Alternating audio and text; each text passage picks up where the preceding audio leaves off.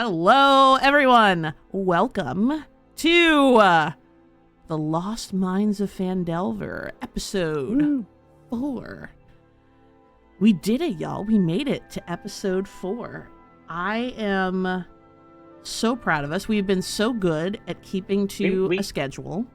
We stuck with this schedule through one of our members having a child. Yes, Korvath, the Unshaken, is now Korvath, the father.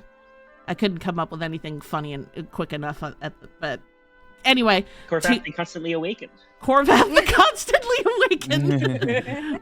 Korvath, the spill hot tea down his ass. There's going to be lots of, we'll come up with lots of funny names for him. But yes, our beloved ToonWolf has joined the ranks of fathers, so we congratulate him. The dad jokes do be dad joking. And I finished, I did teaching, I taught my class. A lot of things happened in the span of time since we last convened in the town of Phandalin. So our friend Wombat here is going to give us a brief recap of where we left off at the end of episode 3. And then I will follow up that recap to provide that, to fill in the blanks left by Wombat's recap. And then we'll get back into it. So take it away, Wombles. Okay. I'm going to add one note before this, which is that we won the fight that was in the tutorial. That was like at the end of session 3. So we have rescued our compatriots. That's the only thing I will add. I will now read my notes verbatim. Okay. And I'm sorry. And then I will hand it back to you for the actual I only almost instantly died once. That is true. That's right. That was so funny. We learned that Gundren is held in castle ? And we don't know where it is, but that people in Phandalin nearby might. Leon finds 600 GP and hands all of his money to Korvath for safekeeping. Norm finds a notebook saying, something strange, ...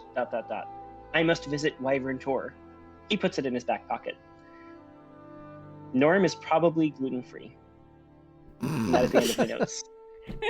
Side note, pretty much how I remember it. That was exactly how I remembered it. In this call knows it. I have no fucking idea what I wrote about Norm being gluten-free. One of my friends was recently diagnosed celiac, and I looked at the date of our last session. It was a few days before that session that we found out. So maybe it was like, I was trying to be in solidarity, but I don't think that I was. I have no memory of writing it. Well, I'm going to absorb this information. I just want to make sure that you know that this information as the DM is absorbed. I'm just realizing that, like, I shouldn't have said that out loud because I don't want to commit to that as a character beat, and I now have to. It's the only thing everyone's going to think about.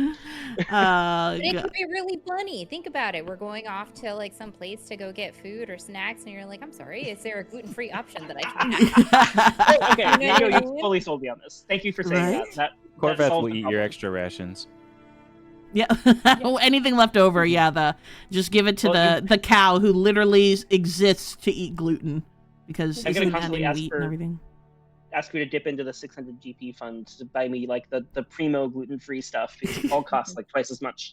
Yeah, this could only go well. Well, to fill in the gaps of Wombat's really copious recap, our heroes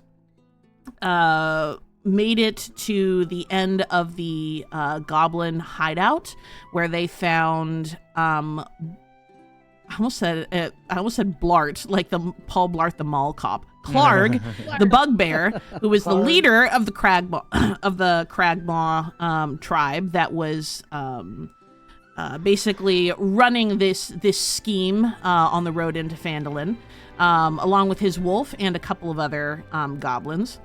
Our party was very, very clever in the manner in which they dealt with this issue. They managed to put 2 of those goblins to sleep. I believe it was it was either Savannah or Norman that cast a sleeping spell that knocked out 2 of the goblins, and allowed the party to basically murk Clark and his wolf. Korvath almost insta-died because Clark got a critical hit on him and almost like killed him in one blow. Thankfully, it was like 1 or 2 HP off from like a full KO. He was revived. the party managed to glean some information as to the nature of the activities that these goblins were undertaking, which is essentially that they steal goods, and those goods are then transferred to a mysterious benefactor that they know only as the Spider. Hello, Sean. Sean wants to hear the recap too. He's ready. So once they learn this information and take a stock of all of the stolen goods that they have found in the cave, they kill the remaining goblins and dispatch Clark to the great beyond. And from there, make their way into Phandalin, which is where we left off and where we now find ourselves. Any questions or anything for our diligent party before we begin? I have a question. Sure. Is this where I'm from? Say again? Am I from Phandalin? I don't know what city I'm from. You were not from Phandalin, okay, that I recall. The party started in Neverwinter, but I don't think you ever gave me any. Okay. You never gave me where you were from. That makes sense. Say again, Wombat? As all good parties do. Yeah, as all good parties do. Any other questions or anything before we start? This is the first session that we're having after respecking our... Yes. You have all advanced to level 2. That was the other thing I forgot to mention. At the conclusion of the session, you all advanced to level 2. So congrats. We also agreed that we are formally shifting into 2024 rules. So moving forward, we will be using 2024. It's probably going to be some trial and error. I'm sure there's going to be some forgetting and stuff like that, but that's how we learn, and we're just having fun. We're just a bunch of friends playing D&D together. So I'm sure it will be fine. Right?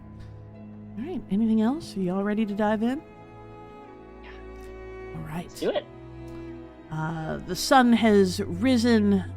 Brunhilde has said the famous line, "Welcome to Phandalin," and you now find yourselves making your way down the hilly downtown. Walking past. It's gonna be a frequent one.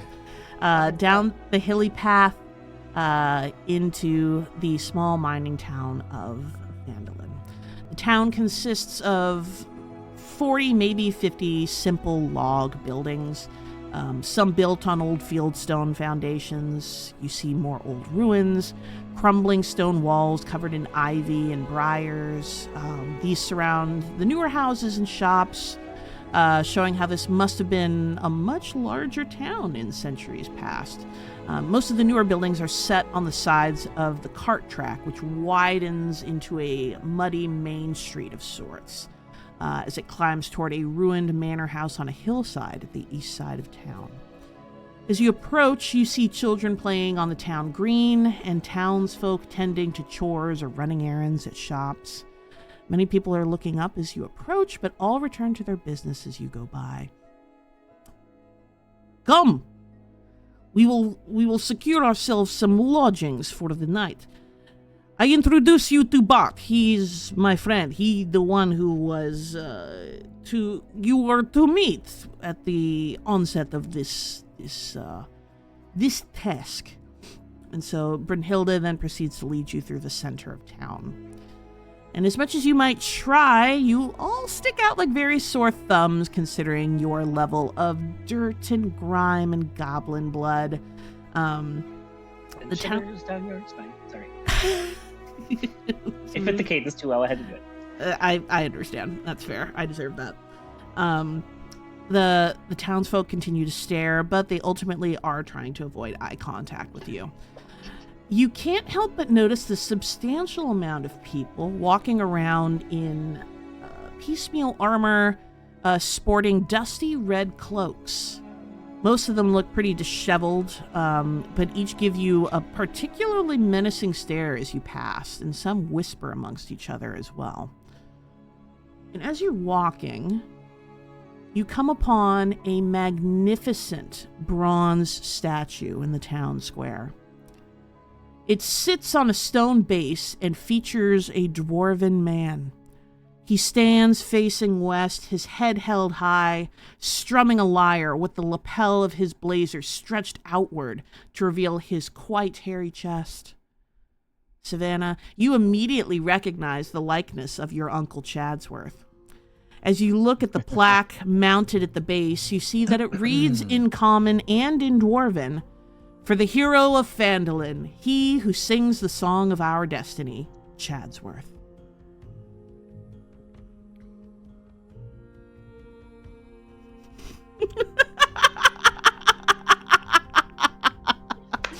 I think I broke her. I had a feeling. Sorry, I was trying to put the country back in my voice. For a second, I thought you said cunt. I'm trying to put the cunt back in my voice. Hold on. Trying to put the country back in my voice. Who's by me? Are we all together? You're all together at this point. Okay. I'm gonna look over at Teach, at the professor, who I'm moving ever so slightly. Teach, do you see this? They have a statue of my Uncle Chad right here. Although it doesn't really feel like this whole town takes very kindly to strangers. That's your Uncle Chad? That's Uncle Chadsworth. They built a whole statue and everything for him. Does he live here? No, Uncle Chadsworth doesn't live out here. But he must have done something for the townsfolk. Actually, I don't know. Does Uncle Chadsworth live out here? I don't actually know. No, he has been out here on some of his adventures. Okay. In the past. I also updated the map so you can. I realized I hadn't updated the map yet, so you can actually see. It's glorious. We have to check. Oh my God. The mustache on that statue is unbelievable. I can't wait to tell Brad. He's well known for his mustache. I think Norm is just sort of staring at this and like, you didn't know he'd come here. It's just sort of tracing out the mustache line. And he's like, very, very elaborate facial hair. He's just like, what is happening there? Brunhilde is... Oh, I realized I don't have her token up. Brunhilde stands with you, looking up at the statue. Ah, yes. The great hero Chadsworth. Without him, we would never have been able to reestablish the town of Phandalin. He and his party helped eliminate the many monsters that lived in this area and freed the people from their reign of terror that allowed them to rebuild and prosper. There is no Phandalin. There is no new Phandalin without Chadsworth. And she's as she looks up at him. Sounds That's like wild. I have a little crush on my Uncle Chadsworth. My student Savannah has an uncle named Chadsworth. He was a little before my time. This area is, so we'll put her at the front there. You said he and all of his like adventurers that he was off adventuring with. Can I ask what he did for this town specifically? Why they would resurrect just a statue for him and not of his other adventurers, of the other adventurers with him? Well, and she looks around. Phandalin is a very, it's not a very well-to-do town. We could only afford one statue. Gotcha. I have a follow-up question to that. Why his statue instead of any of the other statues of the people in the party, or a smaller statue of all of them together? It feels like this is a very special person specifically. I mean, look at him. I don't disagree with you on that, but I have follow-up questions. If I had to pick a person to represent in bronze, I don't disagree. You know what? Actually, Uncle Chadsworth told me the story about all of this, where there was a tiefling that he was traveling with that accidentally spent money, all of their money, actually, getting a statue resurrected of herself back at their camp, so that it kind of tracks. Maybe there's one of each of the four heroes, like in different towns that they made an impact in. Brunhilde has not been paying attention. Huh, what? Sorry, I was not listening. I was so enamored with his great barrel chest. Norm goes up and knocks into it with his staff. Is it hollow or is it like solid? It's pretty Jeez, I solid. feel like that's disrespectful to do. Savannah's What? gonna look around at the Because it's making townsfolk. such a solid sound. Yeah, it's a pretty solid. Like you can hear like a bring, but it's pretty. That thing weighs a ton. Probably just as Chadsworth would like it. So we see a bunch of people with red cloaks around, right? You see, they're kind of interspersed among the people like here in the market. They're definitely easy to pick out because they seem to run at the bare minimum. They're in pairs, but they're usually running in like 2s and 3s. Some of them are just lingering around the markets. Some of them are, conversing with others rather like roughly. Some of them are kind of snickering in the corners amongst each other. Not really problematic, but definitely noticeable. Like they just strike you as unpleasant people. Do any of them like react to the statue? I mean, it's a statue. I don't feel like people who live in a town with a tiny downtown are going to be like, wow, every time they walk down. Yeah. No, they this is don't. Not the right question to ask. Yeah, no, it's totally fair. No, they don't react to the statue. There have been, like, as you approached, you saw that there were some that were leaning against it and, and such, because it's like, it's on like a raised platform, but like people can like lean against the platform and, such and, be around it. So, but yeah, no, otherwise no one really reacting with it. I think I want to find someone who looks unoccupied and relatively friendly and just like ask them about the statue who's a local.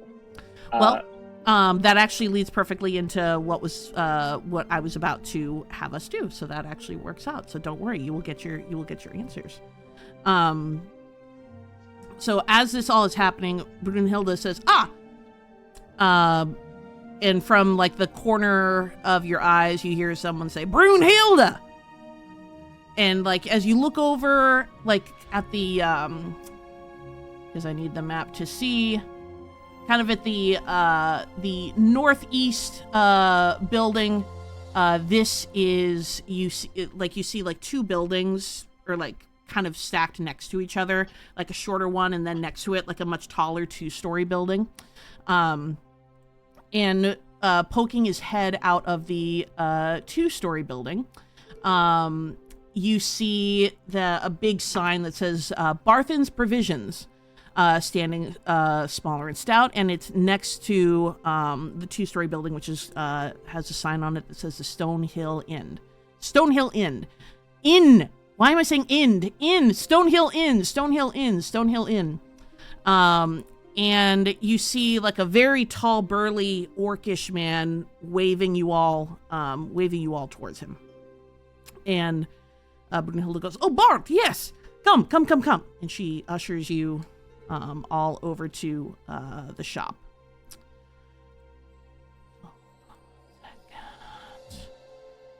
Did you say Bart? Yeah. Barthen, yeah. Bart. Okay. So as you enter the shop, you hear creaks and shuffling as Bart kind of has, in the span of time since you got from the center over into the actual shop proper, he is behind the counter, and there's lots of creaks and stuff like that. And you see his large head pop up from behind it. He's, like I said, he's tall, he's a burly half-orc man, he's very well-weathered, he has very short-cropped gray hair, but very long sideburns, along with several scars over his face. But his golden eyes are immediately very warm, and he claps the dust from his hands, he comes around the corner, and he pats Brunhilde on the back. Brunhilde, so good to see you. I was worried sick when I hadn't heard from you. Make anybody who would like to make a perception check. Perception. And as always, make sure you call out the number, in case. That is a 15. 5. 16. Ooh, some good perceptions. Okay. Yeah, some very, very good perceptions there. So, Yeah, wow, all of you except for, so everybody except for Savannah. Even with the typical green hue of his skin, it's hard for you, Norman, Korvath, and Leon, to miss the discoloration around his left eye. Clearly, I'd like to think he's just crouching behind something and Savannah's too short to see him. Probably. Sorry, sure, I we'll can't say it's something like that. So you see that there's some discoloration around his left eye, so clearly, a black eye of some sort from a recent skirmish. And he looks at each of you and he extends a hand. Aloysius Barton, but you can call me Bart. It's a pleasure to meet you. And he extends a hand to each of you. Good to meet you. We'll go over and sort of. How tall is Bart? He looks large. He's a big half orc man, so he's definitely like up there. He's probably like 6'2", 6'3". So not like 8 feet. No, not like 8 feet.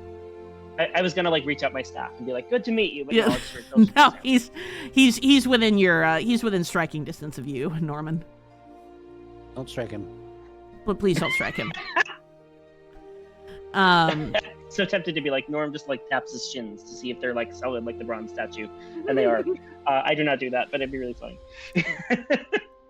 So he shakes your hand. He shakes your hand, Norman. He sees Leon. He goes, "Wow, you're quite a big sword. We don't see men of your sort of caliber here. It's a pleasure to meet you, Mr. Leon."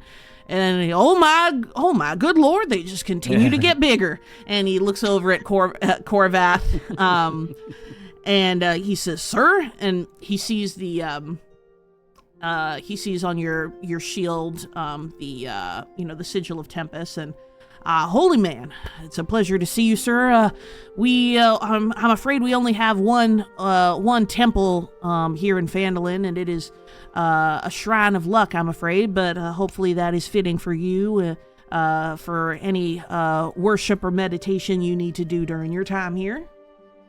The battlefield is my shrine. Oh, that was metal as fuck. Well, I do hate to say it, sir, but you will find no shortage of that here as well. And then as he goes to shake your hand, Savannah, he says, you look mighty familiar. Do I know you? You probably haven't actually met me, but you do have a statue of my uncle out in the town square.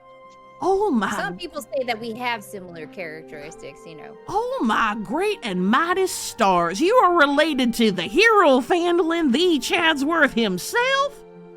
I am. He is just my Uncle Chad. Oh my! We have some questions about this actually, but I'll let you guys continue. It is a mighty pleasure to meet you, Miss Savannah, Miss Silverstring. It is such a great pleasure to have you here, all of you here in our town. Let me be the first to tell you that your lodgings here. I run our humble provision store here, but I also run the Stonehill Inn next door. So please, I would be honored if you would avail yourselves of our hospitality here at the inn, and we have a room for y'all where you can stay as long as you need while you're here. And as he says that, you hear and little tippy taps, and through a side door behind the counter, you see a very small, long-haired, fat dog come around and starts woof, tail wagging, very excited, and starts sniffing around you all, but he's like breathing like very like heavily. He goes, yes, my friends, I would like to introduce you here to my dog. His name is Pork Breast. He is you'll have to forgive him. He's asthmatic, Sister Gorell says. Means he don't breathe good. And Pork Breast is just looking up at all of you and like wagging, like his butt is like just like trembling with excitement as he looks up at all of you. I pet the dog. I'm already there petting the dog. I pet the dog. Norm reaches out his staff to pet the dog. I gotta ask though, because Korvath, you are huge. What does it look like as Korvath bends down? This massive Minotaur bends down to pet a very tiny, very hairy, very fat dog. I get down on the ground next to him. I go crisscross applesauce and get him up on my lap. As I'm just How imagining big this is as the a scene dog? in My Neighbor Totoro. My Neighbor Totoro. He's about the size of Bagel, I would say, Mango. Okay. So he's not like Like Chihuahua size, but he's 20 a small. pounds. Yeah, he's about 20 20 pounds. to 30 pounds. Yeah, he's about 30 pounds when he should be weighing 20. And then Does this dog look like bedraggled in a way that some dogs just always look a little bedraggled? Not like wet, just like weighed down. He's definitely an older, heavier dog. Like he's the shop dog that has been getting treats from people like all the time. Anytime people come in, they give him treats. It's probably why he's fat. Thank you for answering my very weird question. That was exactly what I needed. Yeah, no, he's Pork Breast is the shop dog. I give him a treat. He sniffs and takes the treat, and then you are still too large, but he hops up on your breastplate and starts trying to sniff at your face and get a lick in. I think Trinket kind of comes in from the side too, and it's just like up on a table, just like looking down in cat form now, because this is a cat day for Trinket. Just like looking down, like paw reaches out to kind of like pat, but then like goes back, like very, very uncertain about this dog. Pork Breast sees Trinket come in and is very excited in a good way, but in a way that many cats would assume, get away from me. He wants to be Trinket's friend and starts racing for Trinket. Oh my god. Trinket backs up at exactly the speed that the dog comes towards, just like just like keeping. Y'all pay Pork Breast no mind. He won't hurt your kitty. He loves new friends, as you can see. Then he turns back to the rest of you, and he goes, amazing to see that we have the niece of the hero Phandalin here joining us in our wonderful town. But what brings y'all here? And Brunhilde, where is Gundren? We was expecting him by now. And Brunhilde's eyes are sort of cast downward. We were waylaid on the road here, and he has been kidnapped. He's been taken to a Cragmaw castle. Do you know of it?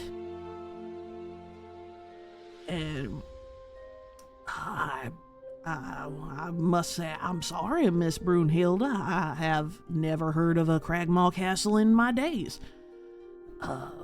You got waylaid. Was it by them goblins? Is that what happened to you lot? That's what happened to Gundren and Brunhilde, and we found Brunhilde in the goblin cave, and freed her, and still need to help Gundren, but we need to find our way to this castle. So these was the ones that's been stealing from peoples on the roads, eh? And Brunhilde goes, yes. We found crates marked for you in the caves. We have them over in the wagon. Oh, my stars, says Bart, and he immediately walks out and to take a gander at the cart of goods, and seeing all of the crates that were marked for Bart's provisions. He says, I was so worried. When you don't have supplies, it's very hard to make a living when you're running both a provisioning store and an inn. So he immediately ushers y'all back and says, "Come," and goes back behind the desk, and he pulls out 100 gold and he places it on the counter. And he says, "For your trouble, thank you so much for returning my goods to me. You've saved me just as Chadsworth has done many a time over." Let's see.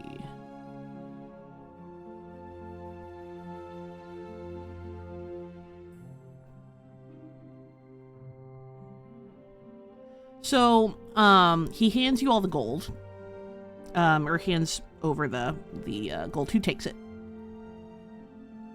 Does gold have weight? Not in this campaign, no. I'm not going to consider it to have weight. Okay. Should we just have Assume Korvath? Korvath is Sure. right? Yeah, I'm kind of our bank right now, I guess. Mm-hmm. And then he looks at y'all. So, I imagine you're going to look then for Gundren at this Cragmaw castle. Once we can figure out find it. where the castle Mhm. is.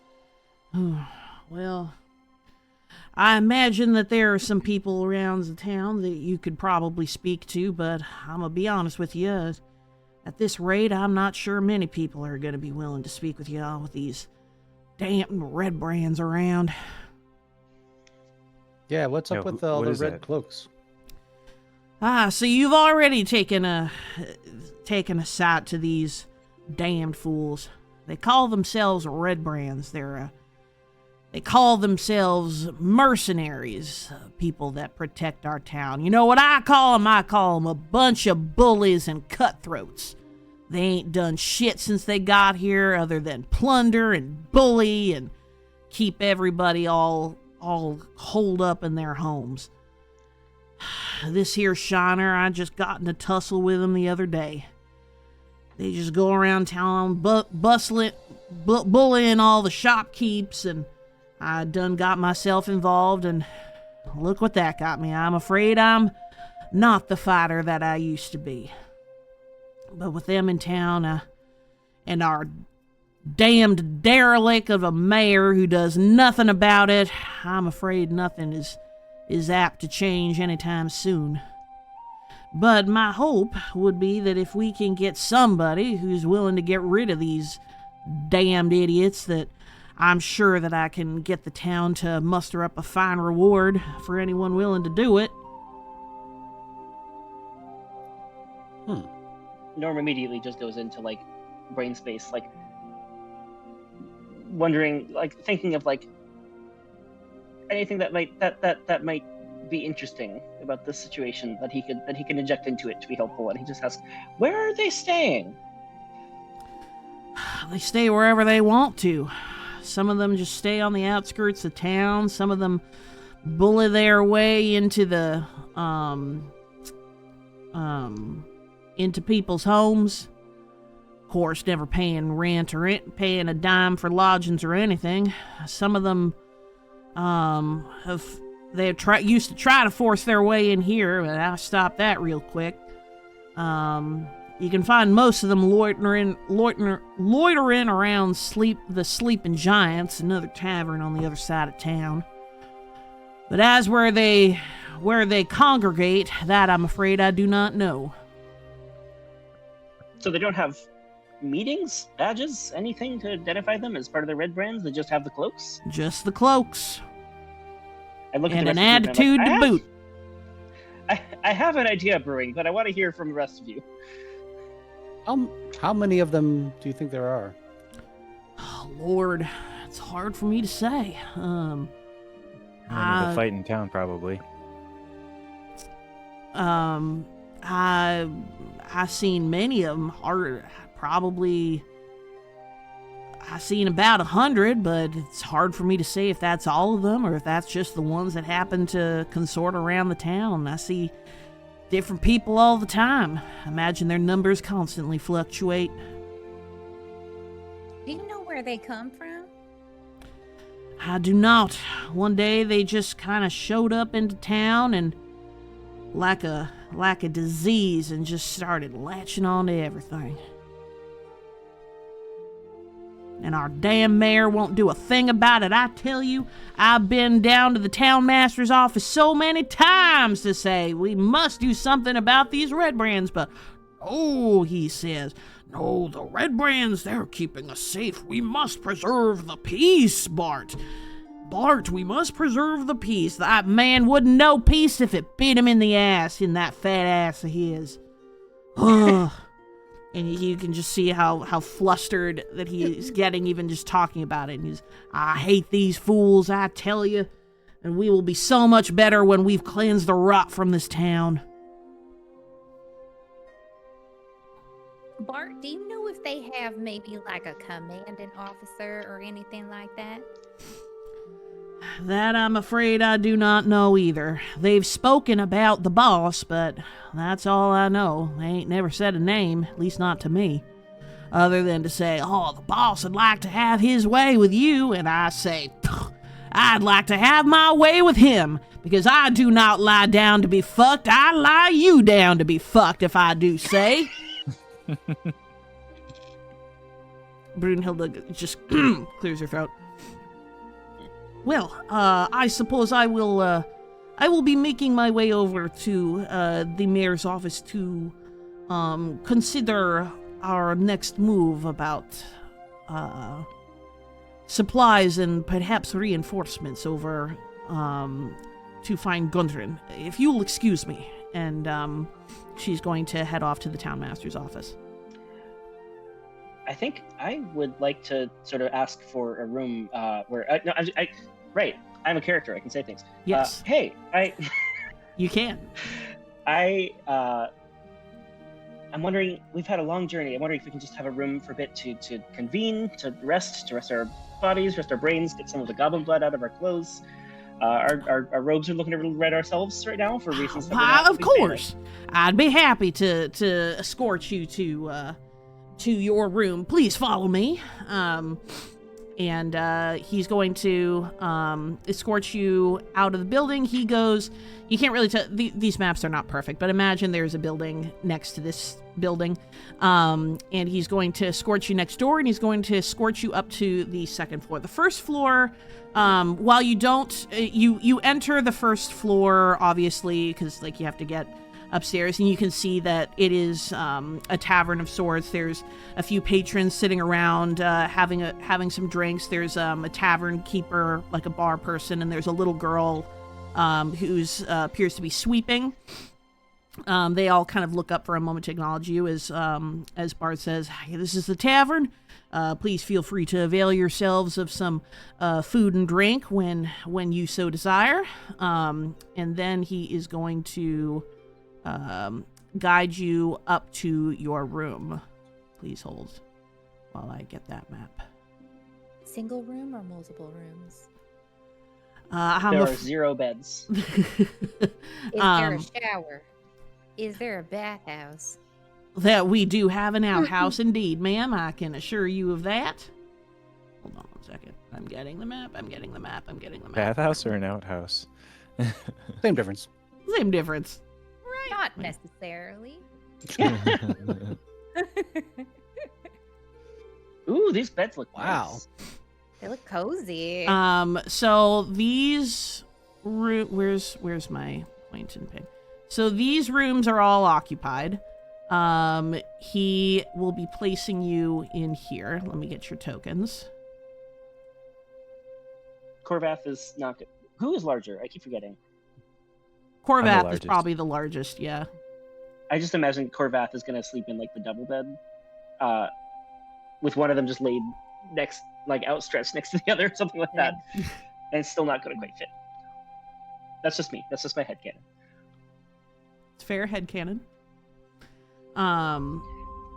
So Bart will open the door. This will be your space for the time being. Please make yourselves comfortable as you need, and if you need anything at all, please don't hesitate to call upon me or upon anyone in my employ. We are most happy to have you here, and please do stay safe. Is there anything else I can get for you, or any questions you have for me? So about that bathhouse. Yes. Darling, we've had a very long journey, and I'm in need of a bath. Yes. Well, we can if you would like to just wash yourself, we have an outhouse and a private little shower area around the back of the building. But if you prefer to have a bath drawn for you, we could probably arrange that. Anything for for those of the stock of our friend Chadsworth. Let me go see about that. And he will go downstairs to see about getting a bath drawn for you. Awesome. So I think as that happens, what's my name? Norm. Yeah. Norm kind of leads into the group and just goes, all right, now that we're alone, I just want to take everyone's temperature, do a quick check-in. Seems like we are being pushed towards, as the outsiders in town, another confrontational situation. And I don't go into those lightly. And I have learned over the years that being covered in goblin blood once over is more than what I'd like. But what I'm also seeing is somebody who needs help, and who clearly is very unhappy with how things are happening in town. And it sounds like he's got a case. And I just wanted to take everyone's temperature on if this turns nasty. Is this a turn tail and run situation for you, or is this a we stand and fight situation for you? And then Norm kind of dabs his forehead with his beard because it's an uncomfortable conversation. Well, our priority is finding Gundren, right? We can maybe kill some red cloak guys if we have a chance, but I don't think we care about this town as much as our money. I'm thinking that the red cloaks can actually tell us where this castle is. Yeah, we don't have any information on that at all yet, so we gotta either interrogate some red cloak people or maybe go visit the other bar, see if that bartender knows anything. I'm happy to help. I just don't. I don't want to waste too much time because my wife is still out there needing help, and I owe her. It sounds like we agree. We prioritize finding Gundren, and if these red cloaks are in the way of that, we do what we need to do. But we don't seek a fight that we're not pushed into. Okay. We can come back at level 5 when you have Fireball and then kill them all at once. Take the words right out of my mouth. All right. Does it take till level 5 to get Fireball? Yes, it's I level don't know. 5. I think so. I think it's a level 5 level because 3 that's when you spell, get right? level 3 spells. Yeah. Yeah, that makes sense. Right, it's a level 3. Okay. Yep. What do y'all wish to do? I'm still waiting on that bath to be drawn. Yeah. So I think Norm honestly pulls out a little cloth from his pack and then kind of dabs off some of the goblin blood and various viscera and bits of mud, and then he's like, this cloth looks dirty, to himself. Kind of takes out another cloth, wets it with a little glass of water, rubs the first cloth a little bit, and keeps rubbing himself with the first cloth. And just sort of very inefficiently busies himself with his very weird yet slowly effective personal care routine, starting to look a little bit more like a regular disheveled instead of a dirt and mud disheveled. Leon finds a corner where he can be discreet and starts licking himself and contorting his body in disturbing ways to reach parts. I hold up my cloth to your tongue.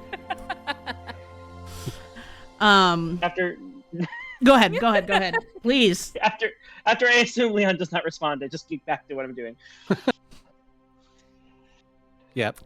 Leon just stares at you for a moment and then goes back to licking himself. That's the most cat move. That you hear a knock on the door, and a woman enters the room. A very she's just another dwarven woman with wearing like what appears to be a modest dress, but her tits are out, and she's proud of them.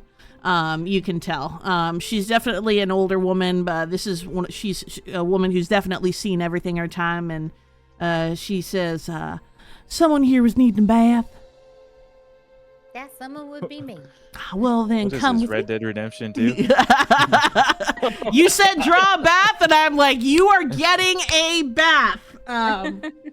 And she takes your hand and leads you downstairs, and around to the other side of the back side of the tavern, and there is it's kind of near where you see like there's like a shower system set up. It's like a pulley system where you would pull water from a well, so it's going to be a cold shower if you were to do a shower. But there is also an outhouse back there, and where all of your other business is taken care of. But across from that is another door, and she opens it, and you can see a nothing luxurious, but a big wooden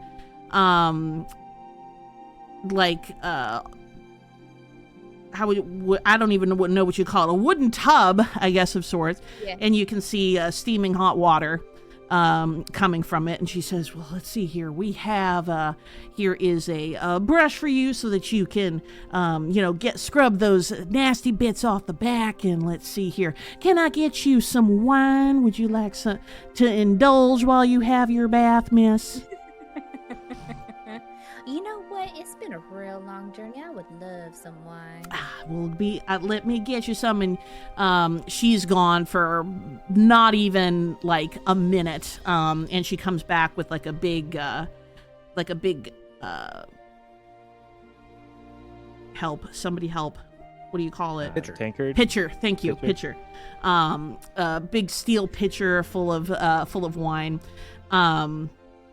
And said, will you be needing any assistance, ma'am, during your bath? I do foot massages, hand massages, ear massages, leg massages.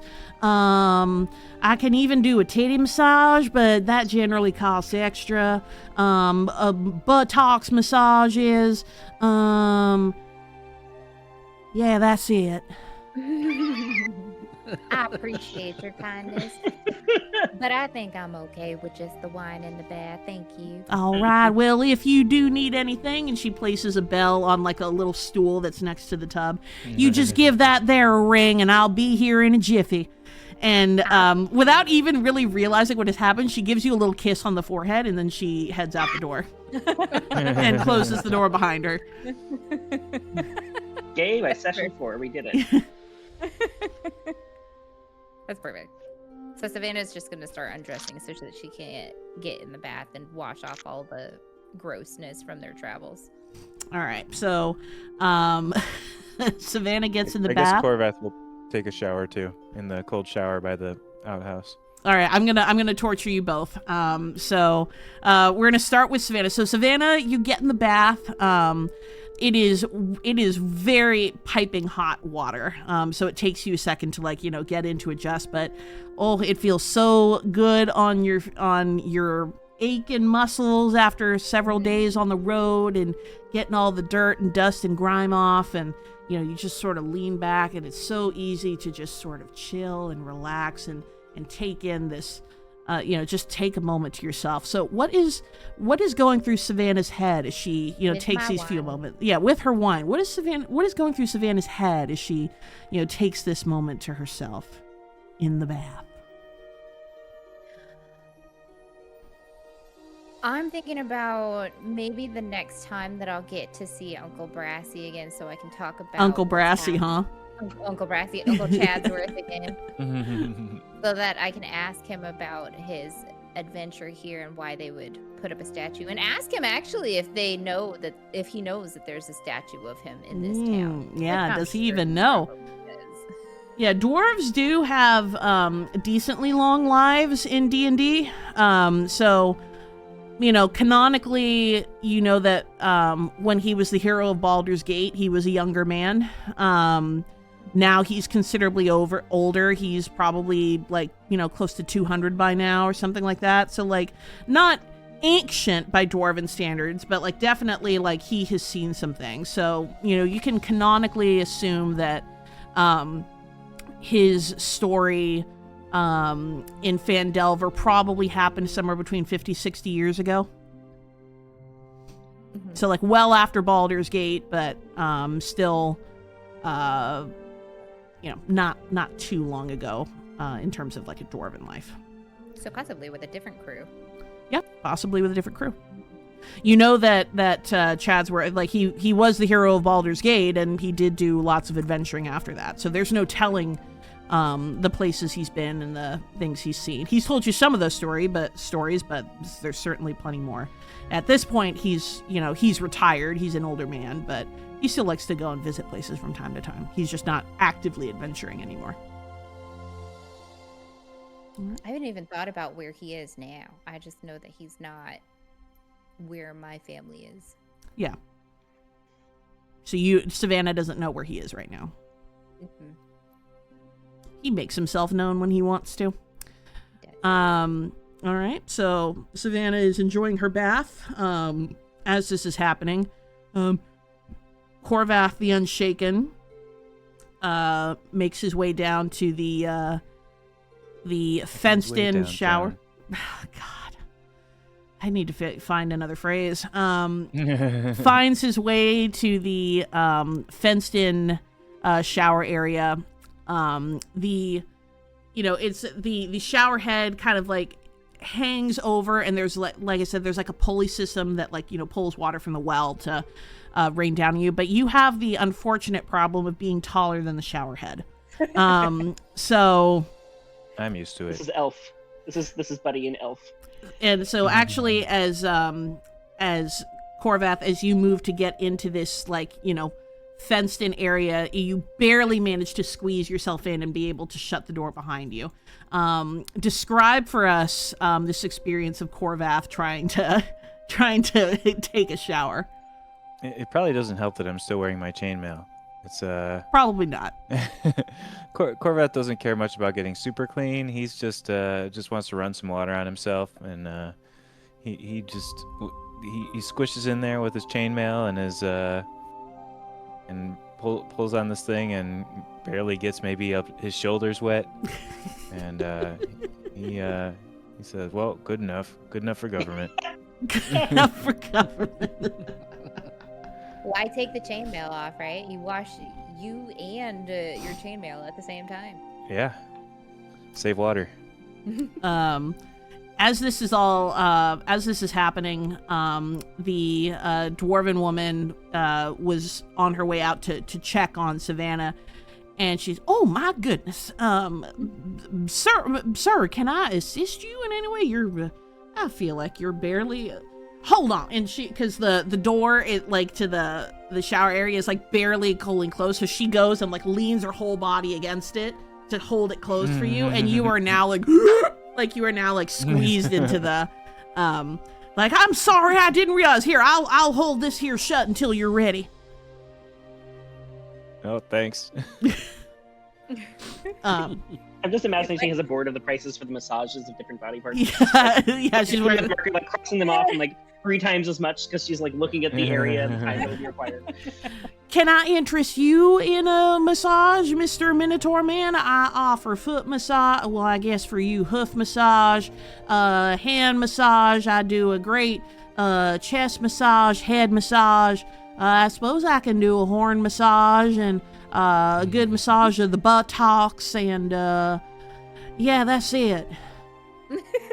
No thanks. I can't afford any of that stuff. I'm saving all my money for my friends, so all right. I'll just finish my shower here and get to it. All right, suit yourself, but do tell your friends now, you hear? And as she walks away, the door, it just completely pops open and you stagger and almost fall out. All right. As long as the blood's off, I'm fine. Yeah, you got most of the blood off for sure. You got most of the blood off of your front. Yeah. There wasn't enough room for you to turn. Yeah. Yeah. Just the blood all over my back. It doesn't exist. Yeah, Korvath thinks that he's clean, but his whole backside is still covered in shit. You look like you got a spray Perfect. tan on everything but your front because it's just all a shade darker. As this is all happening, what is happening with Leon? Is he still just self-cleaning? I think when Leon finishes, I assume, Professor, you're still in the room with me. Is that right? I think Or Professor wiping has yourself kind of down? quietly wandered off. And maybe we'll get to him in a second. Okay. Okay. Then Leon, I think once he finishes cleaning, may wander down to the tavern to see if he can meet anyone who has any information, either about these red cloaks or about Cragmaw Castle. Okay. So Leon wanders down to the tavern. And there aren't very many patrons. It's, by this point it's like 10 or 11 in the morning. And there are just a couple folks in there maybe nursing some drinks, and then the little girl you saw earlier, which you can tell she's a halfling girl, is still sweeping away downstairs, kind of busying herself with some menial tasks around the the like dining area.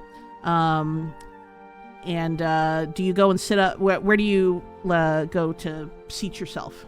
Up at the bar? Do you get a table? Like, what's Leon doing? I'll go up to the bar. There may be something happening in the background, sound-wise, that may be relevant. What? I think as you walk in, you just hear the sound of a harmonica, and you hear like a little stool in the corner, like a little clearing. The professor is just sort of playing harmonica and has set a little hat down. I'm gonna Okay. get. So I'll look over. Does the professor seem to have a drink? He does not at the moment, but I think he's probably put in an order for something. But he is currently drink-free. I see. Okay. Well, I was gonna get 2 drinks and come back with them. Okay. So If you haven't. you go up to the barkeep, and it is the same dwarven woman you saw earlier. What can I get you? Just two ales for me and my friend in the corner there. 2 ales, all right. Can I avail you of anything else? I do really great massages. I do a hand massage, a foot massage. I could probably do a mane massage. I don't know if I've ever massaged a mane before, but I can certainly try. But I can do a leg massage. I do a really good massage of the buttocks, and yeah, that's it. Just the ale, thank you. Right, ale, right, coming right up. And she goes and gets you 2 big tankards and places them in front of you. Thank you. Can we add them to our bill for our room? This, according to Mr. Aloysius Barthen, this round's on us. Is on the house. Oh, thank you very much. Thank you. Nods. Do you happen to know anything about these people with the red cloaks around town? Oh, these red fucks. I'm afraid I can't tell you much Red more. folks. Afraid I don't know much about them other than they done showed up last season and they ain't never left. They're a pain in my ass, I tell you that much. Nobody ever comes around for a massage anymore. Sorry to hear that. And one other question. Cragmaw Castle, do you know anything about that? Craig, Where who? that might be? Crag? Never mind. Thank you for the ale. And I'll head to the corner and sit down next to the professor and put a mug of ale in front of him. Professor kind of looks up surprised and he's like, "Oh, hello." And I said harmonica earlier. I did Google just now. That is not a D&D item. He's playing the miniature panpipes. So Sounds good so to he looks me. up from his panpipes and he goes, "Well, thank you. Yeah, I've keep not playing. had Don't much stop. beer so far." Sure. And he sort of goes back to sort of soulfully, enthusiastically playing the panpipes in like a way that I think the professor has not seemed very fun so far on this trip. And the way he's playing the panpipes is a notable departure from this. He is just like, his shoulders are just kind of going, and he's like doing a fun little melody. And he is basically indistinguishable from like a traveler you might find in like a standard traveling band of musicians, just like very used to life on the road, sitting on stools, playing instruments, making money where he can, and just like having a ball. Nice. Love that. Well, Leon's going to sit back and enjoy the music and just watch for any people that come in that might be interesting to talk to. As you both are sitting there, and you're enjoying Norman's music, the little halfling girl approaches you, and she's just kind of looking quizzically at you as she holds her broom. Looking at the professor or looking at Leon? She's kind of turning her gaze between both of you. She's clearly enjoying the music, but she's also very, very curious about you, Leon. Hello, little one. Hello. Fellow kid. I'm Molly. What's your name? I'm Leon. Nice to meet you, Leon. Hello. You And too. she looks over at Norman. Norman, I think his eyes are like closed, and then he kind of comes to a natural pause in the music, opens his eyes, and pauses and says, "Hello." Is this your grandpa? She says. She looks over at Leon. Well, No? No, Oh. this is the professor. Oh, well, if he says so. where is your grandpa? My grandpa, I haven't seen my grandpa in a very long time. Oh, that's sad. Where's Are- your grandpa? Oh, he's dead. He's been dead a long time. So is my mom. So is my dad. No, I started laughing too soon. Yeah, they're all dead. So Mr. Bart takes care of me. And Miss Lila. Do they treat you well? Yeah, they treat me really well. I make a lot of friends here. It's nice. Are you guys here to kill the dragon? Dragon? What dragon? The dragon over in Thunder Tree that's been guarding the gold for a long time. Everybody's always coming here before they go to fight the dragon. They never come back, though. Twist. Oh. Have any of your friends gone to fight the dragon? I don't have any friends, really. But also, I'm just a kid, and kids don't fight dragons. I'm only 6. Probably wise. Best not to seek out a fight that you're not ready for. Yeah, everybody always comes here because they're like, I want all the gold that the dragon has, and lots of really strong people come, but I don't see a whole lot of old people, but I was still curious. I think you're too old to fight a dragon. Probably. And as this is all happening, the dwarven woman, who you now know as Lila, comes over. Molly, shh! Like, don't be disturbing patrons with that dragon stuff. And she, now go on back to your chores. Okay, nice to meet you. Have fun if you do Bye, go fight the Lila. dragon. And she runs off. You pay her no mind. We absolutely do not encourage anyone to go looking for that dragon. It is nothing but trouble. As long as we don't fuck with it, it won't fuck with us, and I would prefer to keep it that way. And she's gonna... So what she said is true? There's a dragon? Yes, there is a dragon in Thunder Tree. It's presumably guarding something. Dragons don't just hang out for nothing. We've had many a traveler come here on their way to go to Thunder Tree to kill the damn thing, and none of them ever come back, and every so often we'll still see it swooping overhead back to its lair, so it clearly ain't dead yet. But never you mind that. You do not need to go fucking with that thing. We are So it level doesn't 2. bother anyone in the town? Sorry, go ahead. No, you're fine.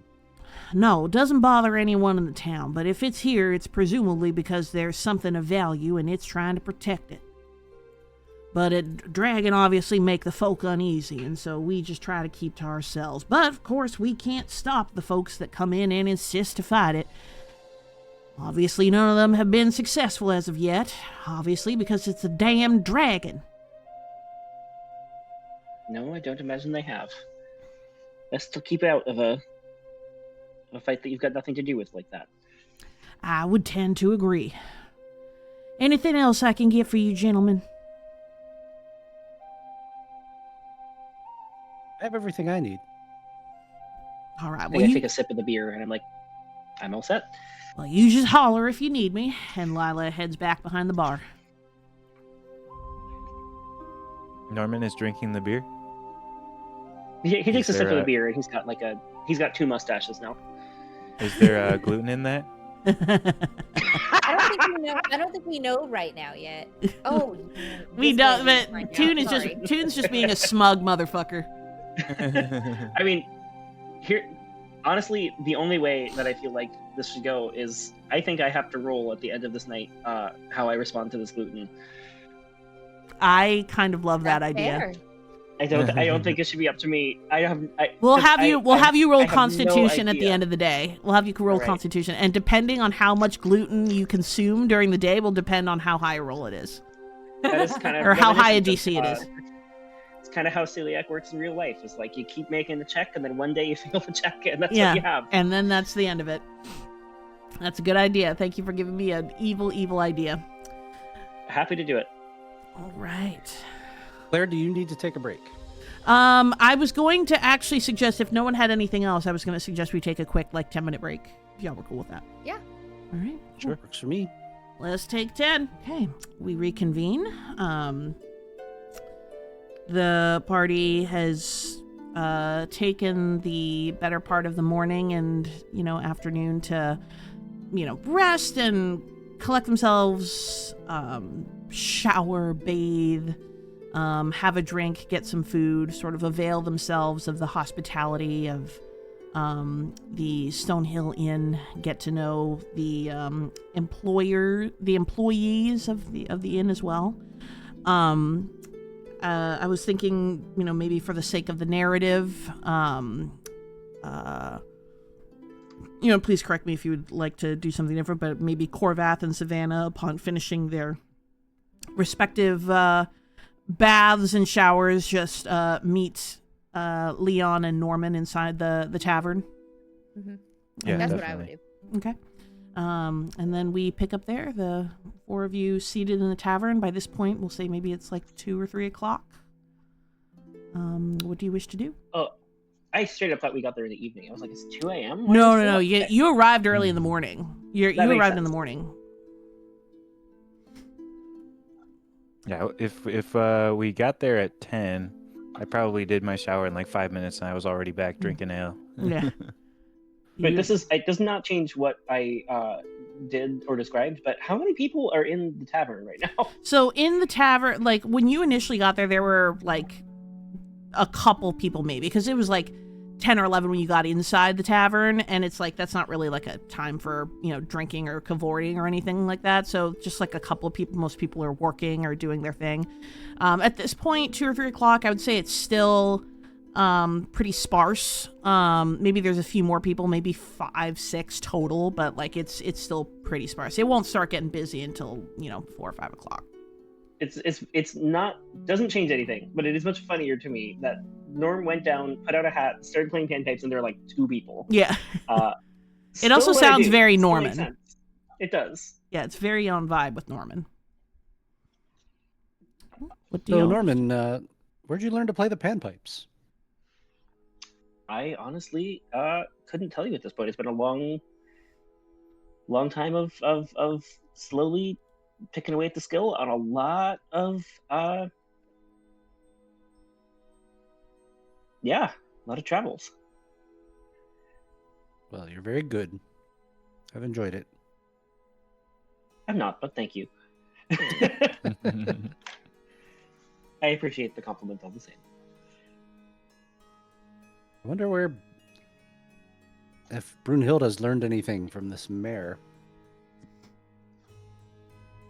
Oh yeah. Have where you seen is any sign of Brunhilde? Brunhilde? Brunhilde told you that she was going to go to the mayor's office, and left you with Bart. So she's presumably still there. Yeah. She said she was going to set up shop there. Remind me, Brunhilde knows this town, or is Brunhilde also like a first? Brunhilde knows the town. Not she's been here before with Gundren, back and forth. So Right, she knows Bard. yeah, she knows Bard. We go check out that other inn. See if there's the other tavern. See if we can We find take a look any at Korvath information and about this keep. Perhaps I have taller showers there. I'm be happy to check it out. Not sure who else we could ask for information. If you guys have already talked to everyone in the tavern and the little girl and Yeah, the little girl whoever doesn't know where the else. keep is or the castle. Should we interrogate her? She did, however, tell us about a dragon. A dragon. Oh. Yeah, there's a dragon in Thunder Tree. How strong are Um, dragons? I don't know, I would assume pretty strong. but apparently everyone who's gone to fight this thing has not come back.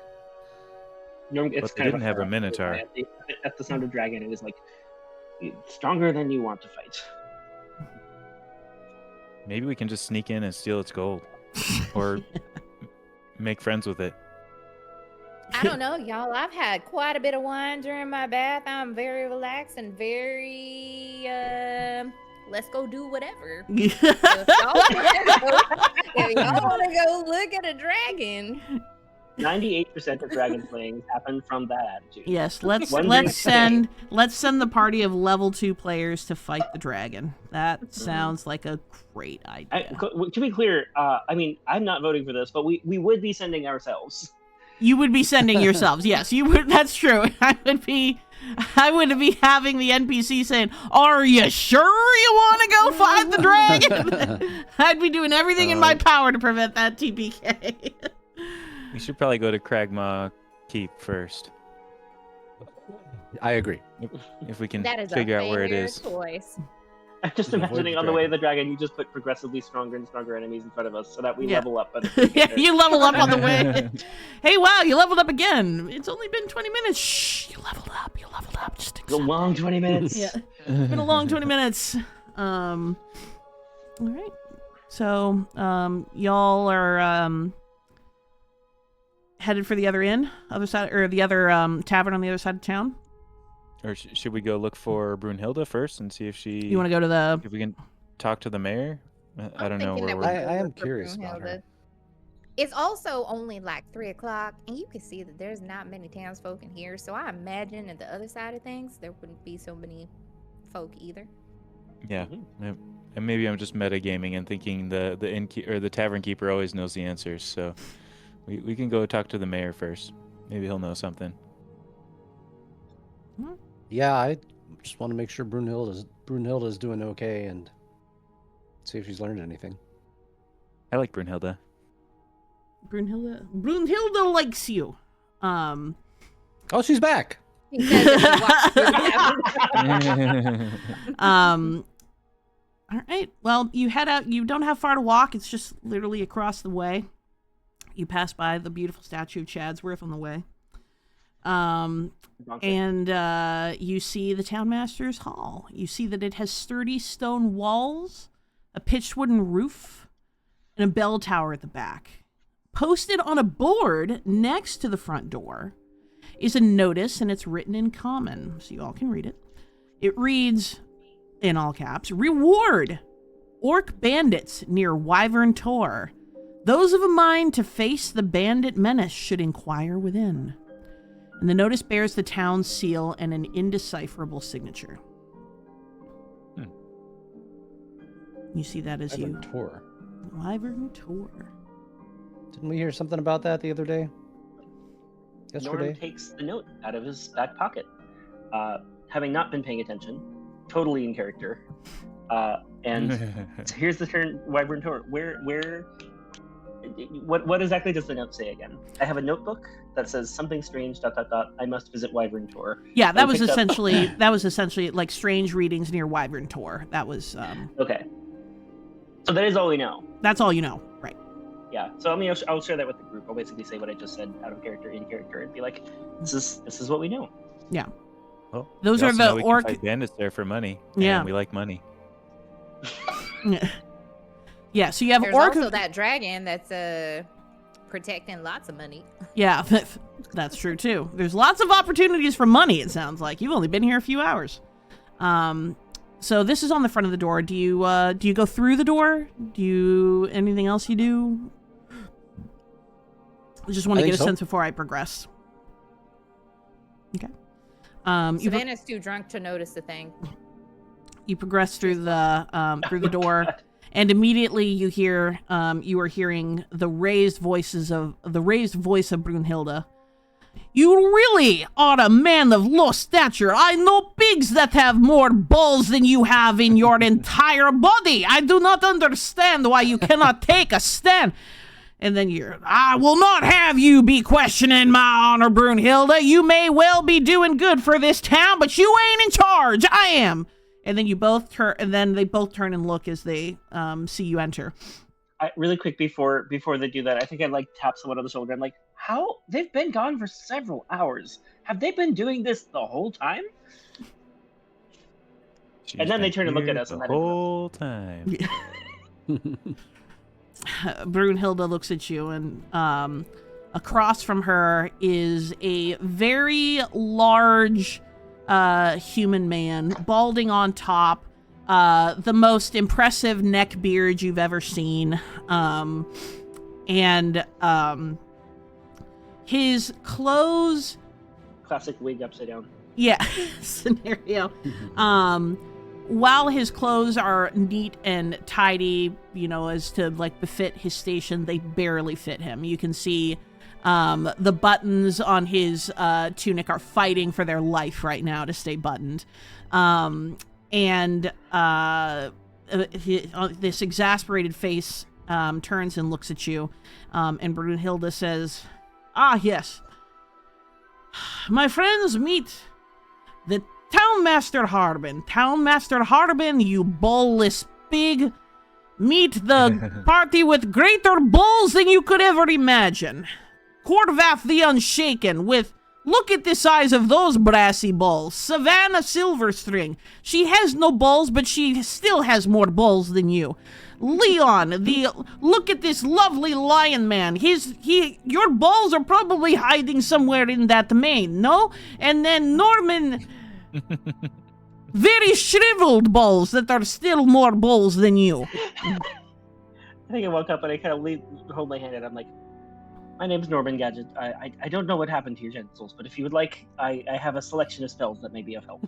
Now I say I resent such an accusation. I most certainly do have balls, even if I haven't seen them in a few years. They are very much there.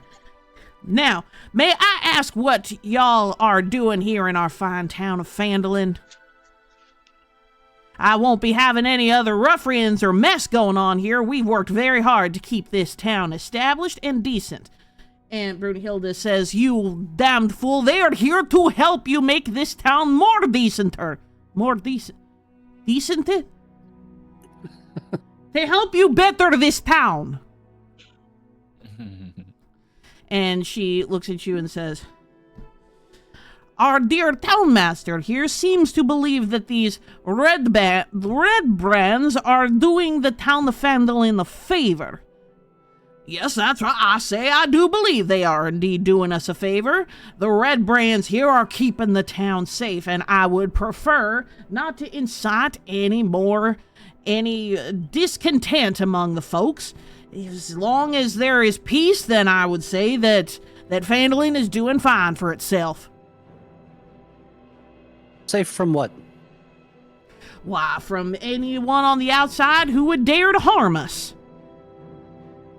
You've had problems with that?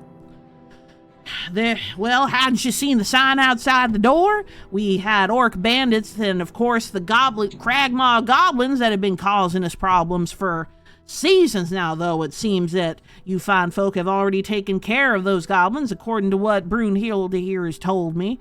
But we have orc bandits around these parts. They've been causing all kinds of problems. And so we keep the red brands here in order to protect our people and their investments. And as long as the Red Brands have been here, the orcs have not dared to enter our town. I'd prefer to keep it that way. I have a question for you, Mr. Mayor. Did you send for these red cloaks, or did they just show up in your town? You just welcomed them with open arms. By the grace of the gods, they showed up themselves. I did not call for any assistance, and it's certainly, I will admit, it has indeed been an adjustment for folks here, and so things being as they are, it's certainly not a perfect arrangement, but it is an arrangement, and it's keeping folks safe. Do you happen to know who the leader of these red cloaks are? Are they around town? I know nothing about no leads, ma'am. I know only that they are here, and they aren't much for talking about their hierarchy.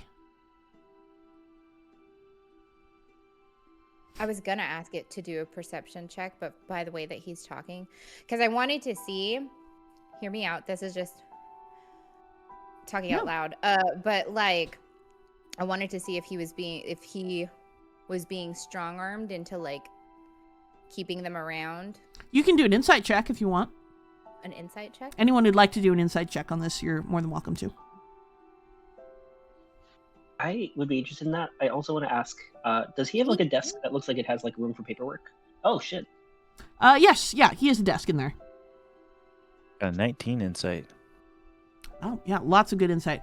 You can all tell pretty easily that this guy is just like a coward, and like the only he's really just feeling like as long like you don't bother them, they won't bother you scenario. He doesn't want to start any trouble, and he's afraid of the Red Brands, so that's why he's not doing anything. And Even if we kill Brunhilde, these orcs, he probably still won't want to get rid of the Red Brands.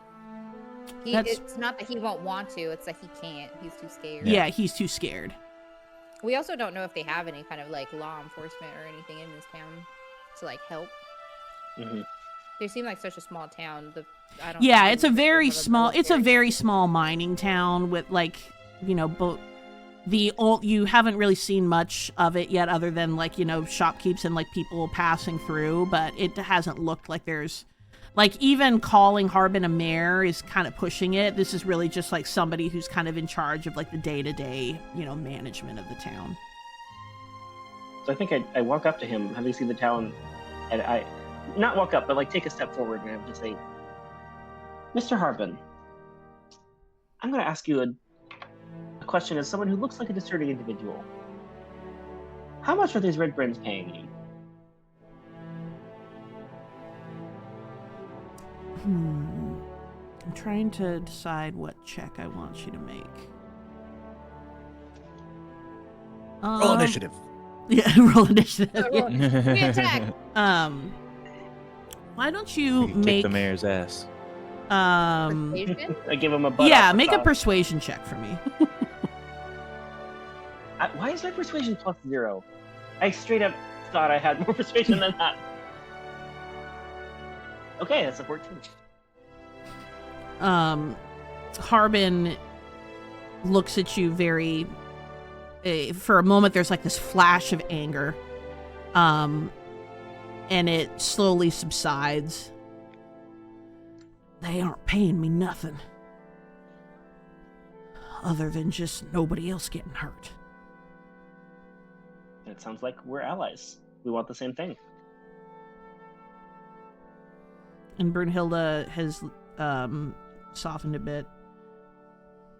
Harbin, we cannot advance our efforts here in Phandalin, nor continue our search for the mines with these Red Brands around.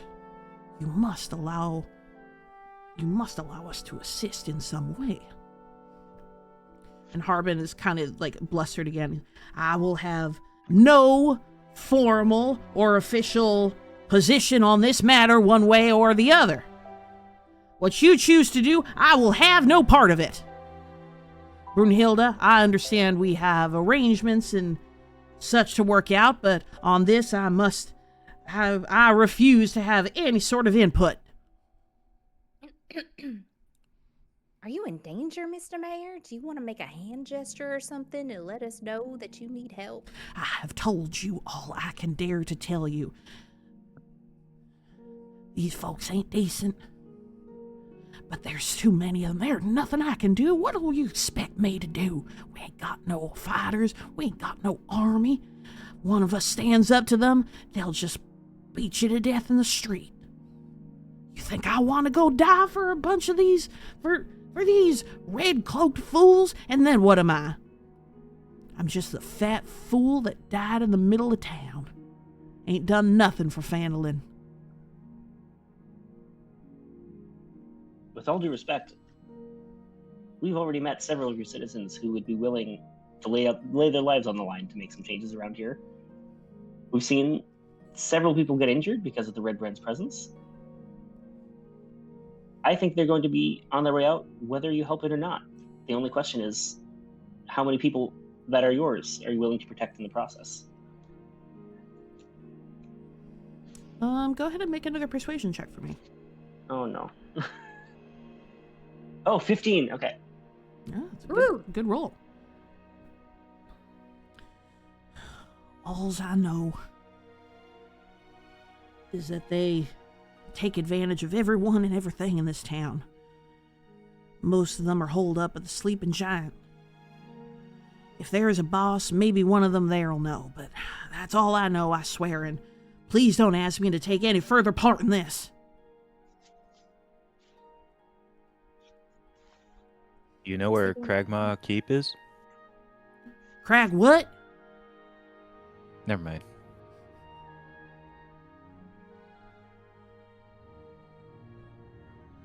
Brunhilde, what do you think? I think that you skin these red fucks and make me a new cloak.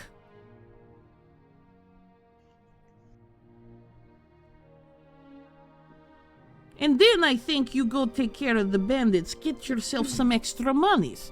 We will need it if we are to proceed with our efforts in search of Wave Echo Cave.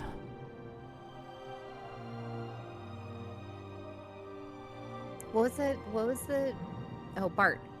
Didn't Bart say that there's about 100 of them, though? There's only about 5 of us. We would have to gather some townfolk willing to actually fight to stand a chance against all these red cloaks. Or Make friends with a dragon. Or you...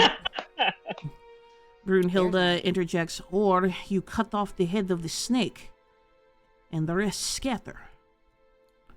You find the leader, take him out. There's no leadership, the rest will wander.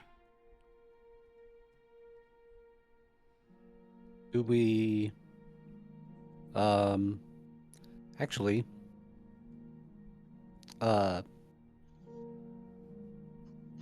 Mr. Harbin?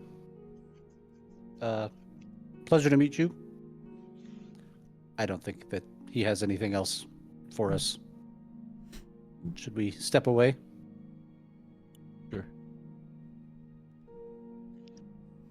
Maybe head over to the Sleeping Giant. Yeah.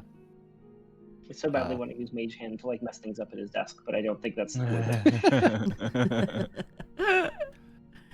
How do we want to approach this? Do we want to go straight in and confront them? Do we want to pretend like we want to join them?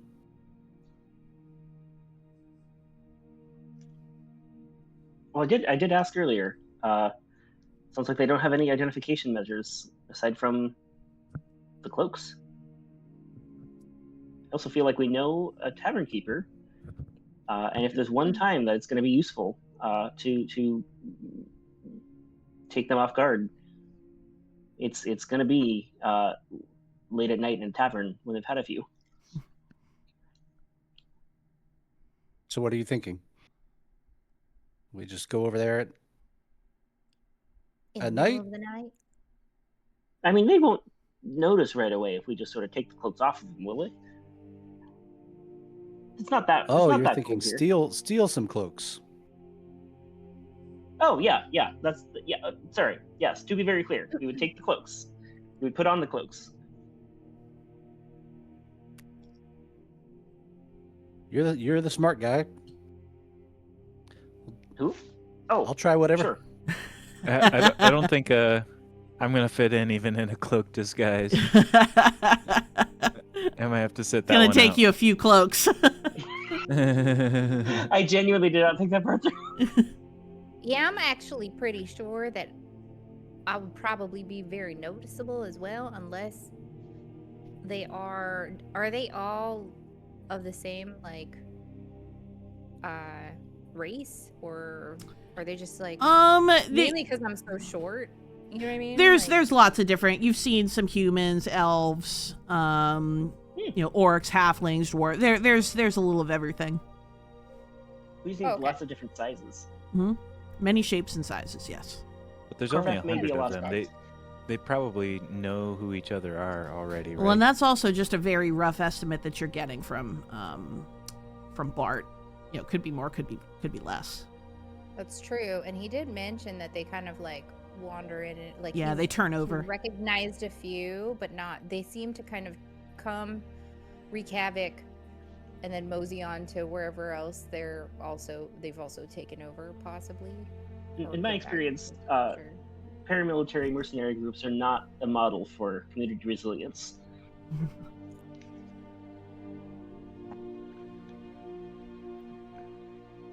All right. What do you guys? Just so I'm understanding, because my brain is still a little fuzzy from all that wine. We're thinking of sneaking in the middle of the night at Sleeping Giant to take some of their cloaks to pretend to be them. Am I getting that correct?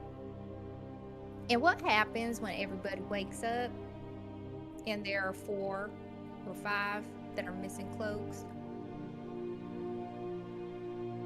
What do we do at that point? Because they're gonna wake up unless we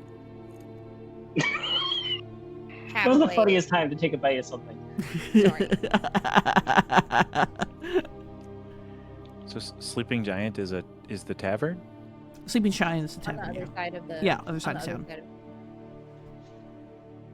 We could just go A there and try 30-second walk away. diplomacy.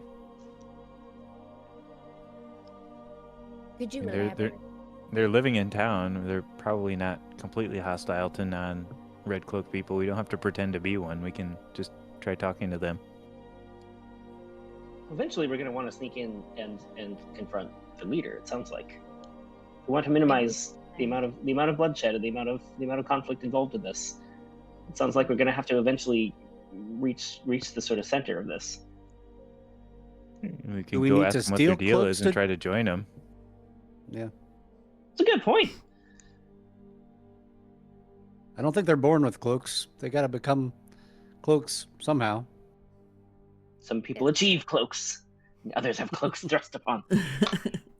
I was born in the cloak, molded by it. I did not I just know the don't think we- non-cloak until I was a man. I just don't think we know enough about them to try to impersonate red cloaks or know Fair. how they know where their leader is to even sneak up to them. Or there's just, I'm not sure how we would do that. We just kind of have to work our way up or something. That's fair, and I think it would be mighty suspicious if we pretended to be them and then asked other ones of them where the leader is. Drew. That's also smart. It's the wine. The wine talking. Yeah, I didn't come up with that in character. That was just that was the player talking. God. Korvath doesn't know shit. Mhm. Yeah, as Awesome. a non character, I feel like going over there and seeing what happens is probably a good first step, and see. It does sound Mhm. like they're not like cutting down people in town randomly. Like if we just walked up and said that we wanted to join their group, I don't think that would be like the worst idea. Also, Yeah. me as a player. Could just go in there and get some drinks and eavesdrop. Yep. I'm down for that. At the worst case scenario, they gotta take Brunhilde. As much as I would wish to attend with you, I must stay here with our beloved mayor. I am also strategizing in search of my friend. His name is Yarno. He is a wizard who has been operating in these parts and has been assisting us. So forgive me, I must stay here and continue to track his movements and observe the records to see if I can find out where he is. But I have no doubt that you will have no problems with this task yourselves. You are a very capable group. Okay. Will we come back here Everyone when we say need to on find that. you? Yes, I will be here.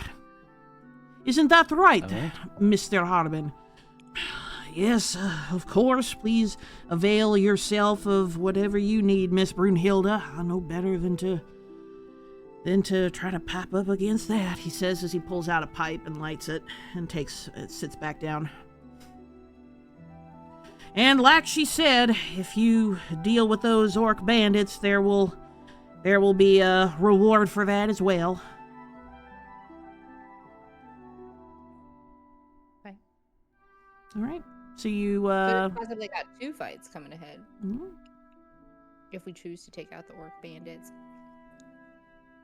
Should we, well, I guess we'll go visit the Red Cloaks first and then maybe think about the bandits if, depending on how the Red Cloak situation turns out. That's fair. All right. You guys decide to head out, and as you make your way out the front door. Downtown? Sorry, As we make our way down. you're making your way downtown. Oh, yeah, hi, Brunhilde, since she's not with us. As It's just you someone has been in the square this whole time, just playing that song like nonstop. It's just getting really annoying. Wait, It's a what? very small town. It's hearable in every building. What, the same song? Making our way down. Making my way downtown. Yeah, that's just it's coming from the statue, strangely. As you exit, and because you're basically just crossing back, and you're crossing back into the city center, you actually see a group of red brands that are hanging out by the statue, laughing, cavorting amongst themselves. One of them turns unceremoniously to the statue of Chadsworth, unzips his pants, and begins to piss on it.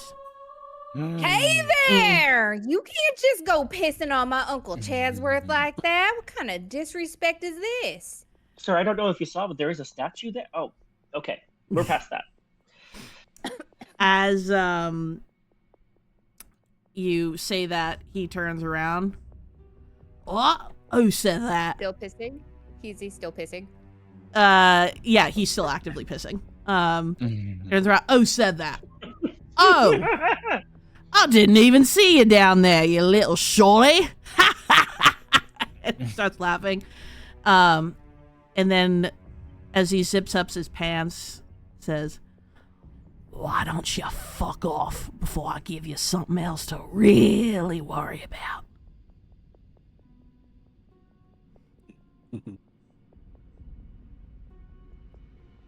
Trying to decide how drunk she is. Oh no. That's not a good. What's the not a good matter? You scared? Cat got your tongue? You say it's your uncle, eh? Well, how do you think, where your uncle been, eh? I don't see him around here.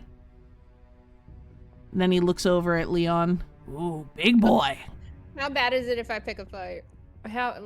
We're supposed to try and ask some questions, and I don't want to jeopardize that, but at the same time, Can I try and zip his fly up with my mage hand? You want to zip his fly up? You don't would have to cast Mage Hand first. Yeah, that's fine. I'll leave it to you. Savannah, this is your fight. The red brand gets right up in your face. I step between Savannah and the Red Brand, Oh shit.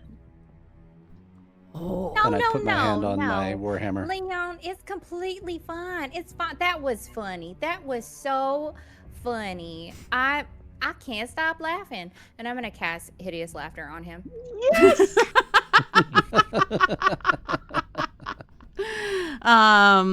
Didn't remind you find it funny? Look at him. He's that is laughing. remind me of the what's the DC on that spell? He needs a wisdom saving throw of 12. I just cast 12. Okay, so saving throw of 12. So we'll roll it. He rolls a 4, and he immediately busts down onto the floor in a fit of laughter. Look at that! I told you it was so funny. I'm sure Uncle Chadsworth would have a laugh too. I start laughing too. As he falls into this fit of laughter, the remaining red brands say, "Oh, so that's how it's gonna be," and pull their swords. And I would like you all to roll initiative. Oh boy. This fucking works though. I have an 18.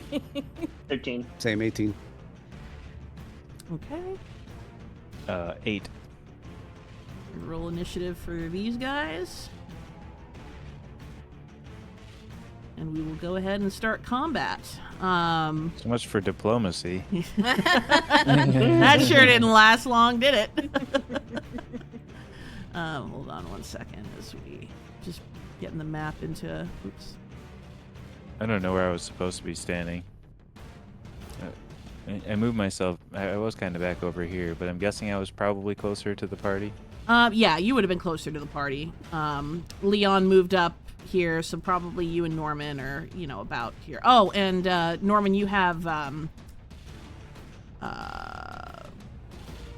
Trinket with you, right? Yeah. So also now, if you go to the token browser and you go to companions, you should see Trinket there now.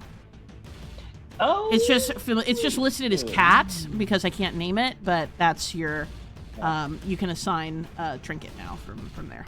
Okay, I will say, I was in a very skinny version of the window, and I just saw like, oh, where's Trinket? And I see Lion, girl with red hair, guy with a beard, and then like a thug, miscellaneous, wearing a red cloak, and then I hit next on the page. I just see like full page of just other thugs. I thought we were fighting one drunk man. Oh no! You were fighting like 6 of them. Okay, great. That was what a reveal that was. What an I forgot to mention my friend the Demogorgon is here. Get out of here with that. My friend the Your friend just Demogorgon happened is to here. show up. Oh yeah, that's right. He is a friend of the Demogorgon. Wait, the Demogorgon has the same mustache as Chadsworth.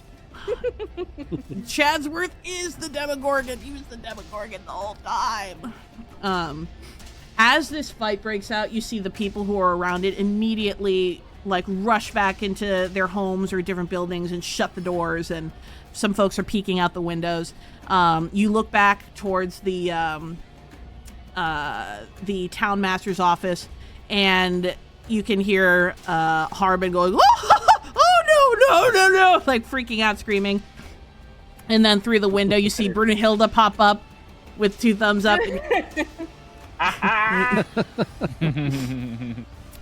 All right, Leon, you're first. What would you like to do?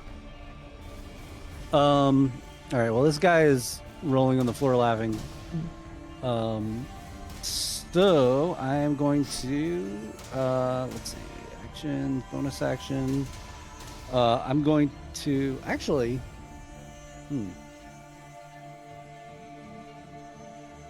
I'm gonna step. Do this. Yeah, I'm gonna. How far does that have to be? Daunting roar, 10 feet. Yes. 10 feet. And 10 feet. Okay.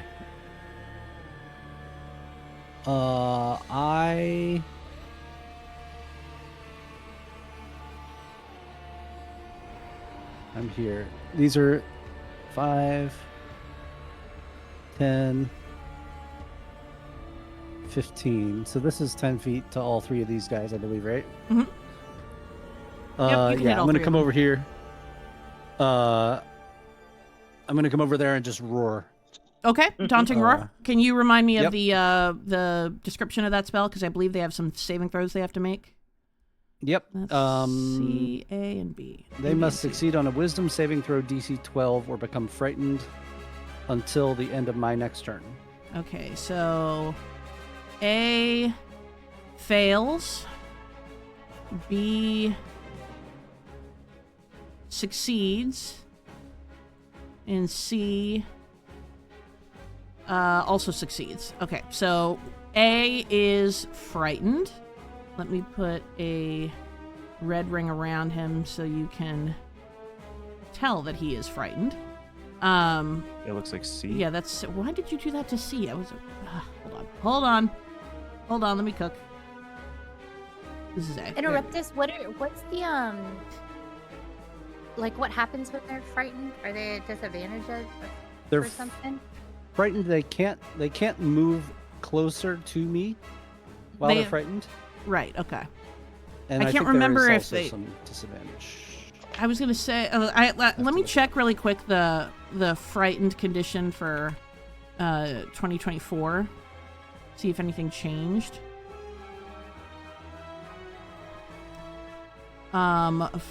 Frightened... Blinded... A frightened creature is disadvantaged on ability checks and attack rolls while the source of its fear is within its line of sight. The creature can't willingly move closer to the source of its fear. Okay. So it cannot move closer to you, and it has disadvantage on its ability and attack rolls while it can see you. Okay. Cool. So Red Brand A is currently suffering from that condition. Anything else you'd like to do on your turn? Yep. So that was my bonus action. And I will step up here and swing my Warhammer. Okay. Swing away.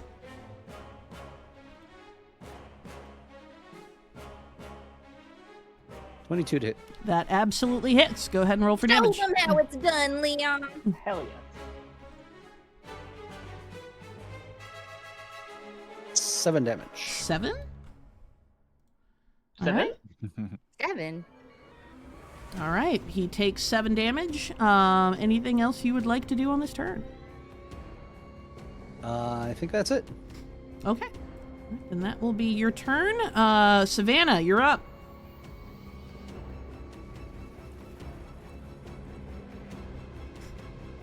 How do I? Oh, this doesn't take concentration. Oh, that's beautiful. Okay. I like playing with my new spells. I'm gonna cast command on the dude that's frightened. Okay. Do you need to know what command does? Yeah, it's a one-word command, so you need to tell me what you're commanding him to do. And I actually don't know if that's going to... the dude that's frightened, you said? Oh, the dude that's frightened or the dude that's laughing?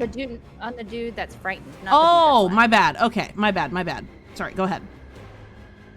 So he has to get a wisdom saving throw of 12 or higher. Okay. And he's going to have a disadvantage on that. So what are you commanding him to do, though? Run. Run. Okay. Flee. But I'm gonna say run. Okay. So let's see. That'll be another wisdom saving. It's at disadvantage. And that is an 11. He fails. So he will start booking it. Actually, I think I'll have to wait till his turn. Yes, but... yeah. He spends his turn moving away Okay. by the fastest means possible. Okay, cool. So on his turn, on Red Brand A's turn, he will just start booking it. Anything else you'd like to do on your turn? Good idea. No, I'm good.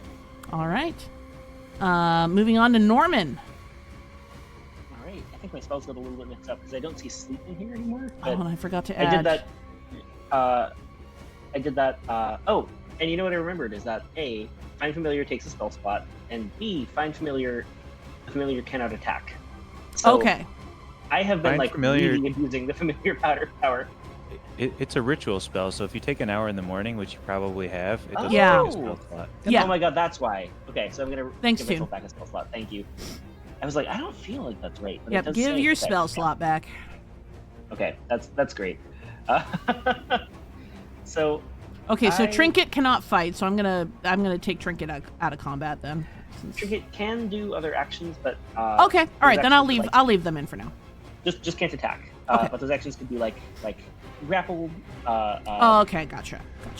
Like anything that like is not an attack action. Got it. I will try and take better advantage of it. I think is much more I think makes more sense for Trinket to grapple. No worries. So, I think Norm is going to stand his ground and cast Magic Missile. All right, who are you casting it on? Let's see. So I see. So Thug F just got taken care of. Thug F is laughing his ass off currently. Yeah. Sounds like a rap name. Thug F. It's your boy, Thug F.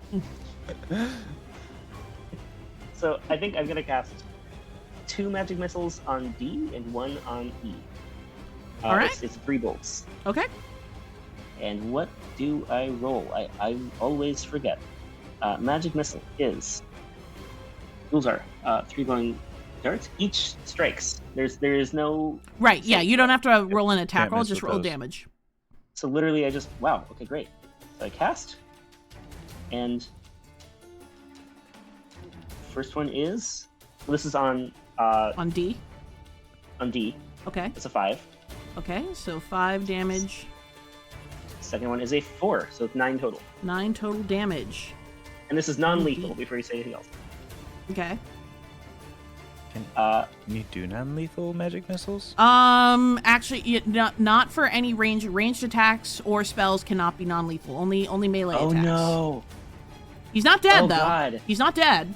He's Okay. hurt, but he's not dead. Great. Then I cast the last one on E. Okay. And that is, oh my god, a 5. A 5. Wow. There's a 4, a 3, and a 4 on my dice, on my D4. All right. So that guy E 5 damage. Don't worry, he's not dead either. Okay. Anything else on your turn? I think I'm gonna send out Trinket next. Okay. So that's it for my turn. All right. What's Trinket doing? Trinket has 40 feet of movement. So 1, 2, 3, 4, 5, 6, 7, 8. That's only 20 feet. Trinket's gonna try and grapple with Grand Thug E. Okay. What are the conditions of not grappling? Sure. Let me see. So I'm so sorry. I have to look this up. No worries. No worries. I'm just imagining him like a head crab just jumping up and trying to get on his face. Right. I'm picturing the same thing. Oh, you know what I can do is just look at the actions that are built in. Okay, here we go. Grapple. The target must... Let me see. Creature can grapple another creature. Characters typically grapple by using an unarmed strike. Any monsters have special attacks. So this is an attack. So I don't think that counts. I feel like it's saying that it's an attack. Is there anything that a companion can do in combat? I'm gonna hold on Trinket's turn. Okay. Because I'm gonna look this up. I thought I understood. Okay. Do you want to move Trinket back to where they were? I guess so for now. Yeah. Let me so move him back Trinket's here. up by my side. All right. All right. Then Thug A, who is frightened, is just booking it. He wants no part of this. He's just running down the trail. He's way downtown. He's made his way downtown. I suppose I could have taken an opportunity attack, but I don't know if you were within. You were You were within 10 feet of him. I don't think you were within 5. But you know what? You're, for the sake of it, go ahead and make the attack. Go ahead and take your Oppo attack. Go ahead and okay. Take your Oppo. Take that Oppo taco. Hit him on the way out while he's 22. Definitely hits. Roll for damage. 6 damage. 6 damage. So as he is fleeing, you just give him a good old whack in the back, and he's dislocated a shoulder or something as he screams and continues bolting. A slap on the backside. Yeah, just a tender little slap on the backside. That'll be his turn. B is going to charge at you. And he is going to make the first of 2 melee weapon attacks. So he is going to swing his short sword, and that is a 16 to hit. Hits. All right, that is going to do 7 points of damage. All right. And then he is going to, on the backswing, he's going to just swing back, try and take a second swing at you. And that is an 11 to hit. Miss. All right, he misses on the second attack. And that will be his turn. C, where is C? C, seeing, haha, all this happening. I'm proud of you, Claire. I know. Is going to try to flank. He's going behind you, and he's going to try to. He's going to take another swing at you. Wait, question. Mhm. Because he moved from the square directly. He's in still front within of- 5 feet of him, so he doesn't. Okay. He only takes the opportunity attack if he leaves the. If he tries to leave that range. Gotcha. But Okay. he can go around you. He just can't leave it. Okay. Then he'd be due for an oppo. So he's going to swing to attack again. And that is a 5, so that's going to miss. He's going to try swinging again. And that is a 14 to hit. Does 14 hit you? Miss. 14 is a miss. All right. 2 misses by Red Brand Thug C. So we are going to move on now to Thug D. Thug D Life. They're all in the same like rap group. Yeah, right. Let's see. What do I want to Red do? brand thugs. Yep. What do I Yep. wanna We all do? know our alphabet. I'm A. He's B. that dude over there is C. All right. Thug D. I'm Alpha, and this is Bet. 2, 3, 4, 5. He's going to try to get up in Savannah's face. Oh, my pretty little face. And he is going Just to watch that face. take Oh, a no. swing at you, Savannah. And that is a 5 to hit, and I think that's a miss. He's not That having a is a good day. So rolling again. Ooh, and this one is a 23 to hit, so I think this one hits. That hits. And so he swings a short sword, and you're going to take 7 points of damage. No, I want him to hit. I want him to swing a sword sword. Whatever you were gonna say. A Schwartz sword. Sword. Whatever you started to say beforehand. Leave me alone, Mango. They give those out at graduation at Swarthmore. I'm doing my best. Okay.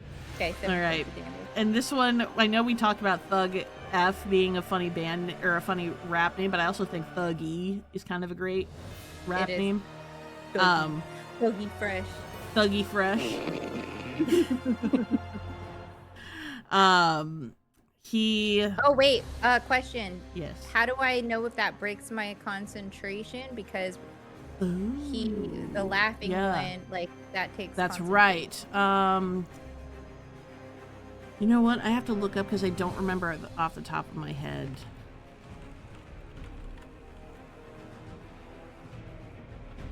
I think you use your con save. I think you. In 2024, concentration spells ending immediately if you cast another. Take damage. Damage causes a check with a DC of 10 or half the damage taken, whichever is higher. So it's gonna roll a D20, and if it's 10 or higher, you save. How? Wait, let me see here. Oh, 10 plus 2 for a con, right? Yeah. oh, is it that? So yeah, roll a Constitution. So it's a Constitution save. Oh, fuck me. He's that is- done laughing. He done ain't laughing. no more. He is no longer laughing. But hey, He's you. still prone. He still he's- has to take his. Yeah, until he he'll get still up, have to right? take half his movement to get up. But hey, it was a good ass spell. It was well done. Wait, Thuggy. is concentration Constitution save? Is it? Or is it whatever the spell Oh, did I roll uses? the wrong thing? I just rolled whatever said. If you lose con. Constitution. I mean, it was a D20. Yeah, but I want to make sure we do it right. I think it is con. That sounds right. Yeah, I thought it was too. Looks like it, yeah. Yeah, it looks like it's Constitution. So I think we got it right. Feel free to correct me in the comments if I'm wrong. Okay, so Thug E, 5, 10, 15, 20, 25, 30. So he's going to get right up into Korvath's face, and he's going to try to take a swing at you, Korvath, with his multi-attack. So the first is a 19 to hit. I believe that hits you. That hits, yep. All right. That is going to be 7 damage to Korvath. Again? Are they all just hitting max damage? This is 1d6 plus 2, so it's almost max damage. Okay. All right, that's the first one. And then the second hit is just a 10 to hit, so I think that misses you. That does miss. All right, so that will be his turn. And that will bring us to Thug F. Who got stopped? That's a lot of thugs. That is so many thugs. I know. Who was prone and has now gotten to his feet. He is very confused.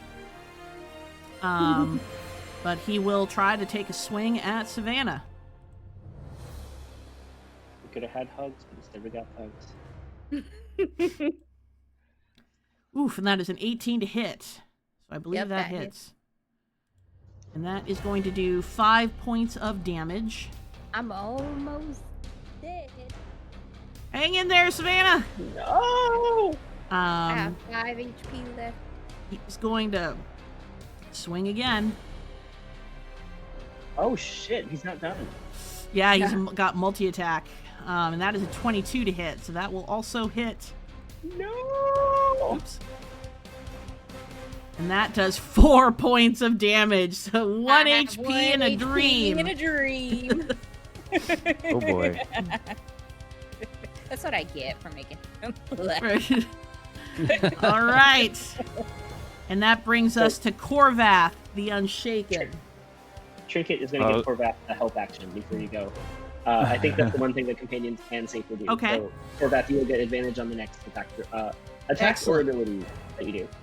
Hell yeah. I was gonna do a bless on everybody, but I think I have to save my spell slots for heals at this point. So I only have am one going to. How injured is Leon again? Leon is not very hurt, I don't think. I've taken. He's got 16 of his 23 health points. 7. Yeah. Okay. So I will. 7? 7. Let's see. I can't get close enough for a Cure Wounds touch on Savannah without taking an attack of opportunity. So I'll go to here. Mhm. But I've still not moved out of. No, you're still in Thug's range.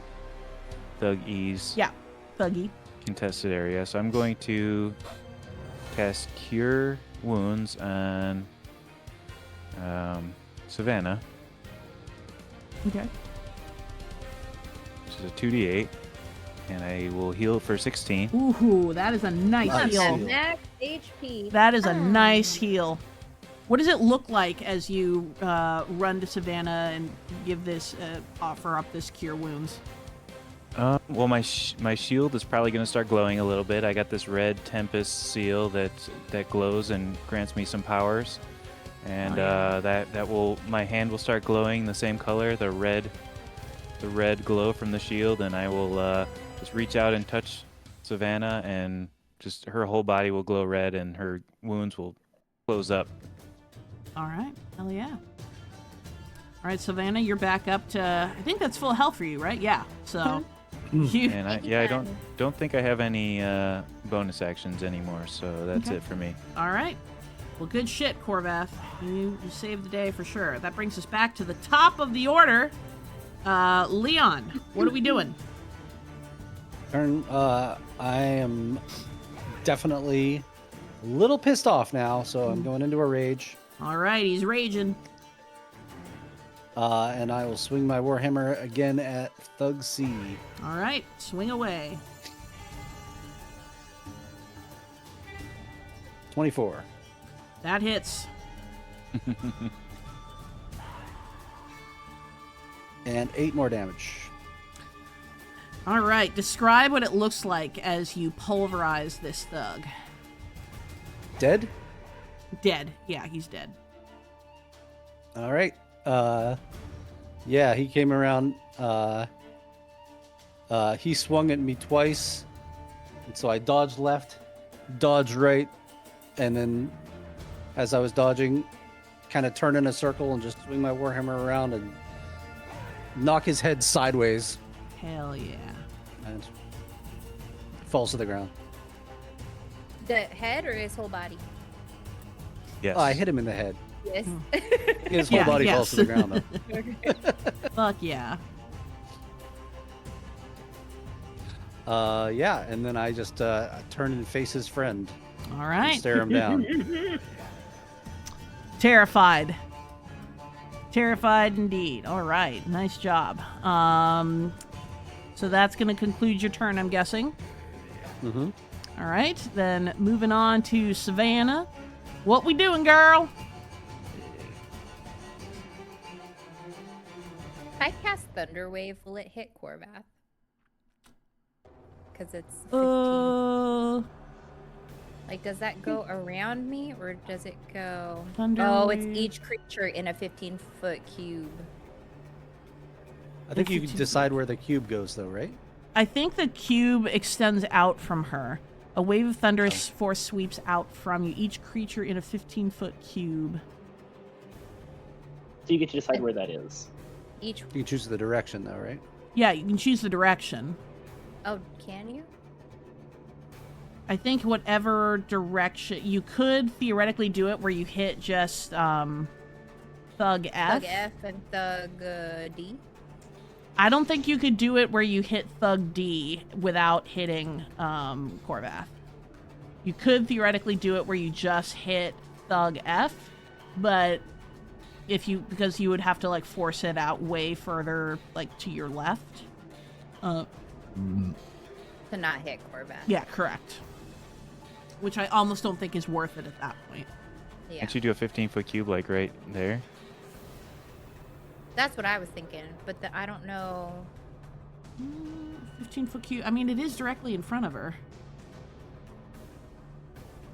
You know what? I'll allow it. I'll allow it. Okay. So I'm gonna cast Thunder Wave then in that little cube.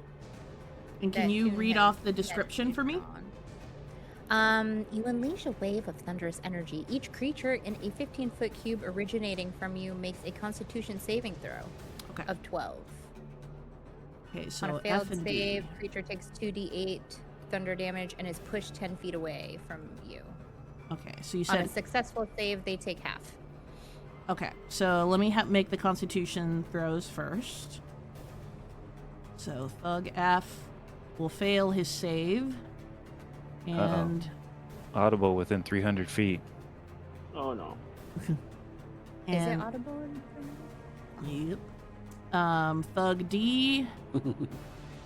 Thug D's We were nuts. literally gonna apply to be part of this group. I don't know if it's gonna work anymore.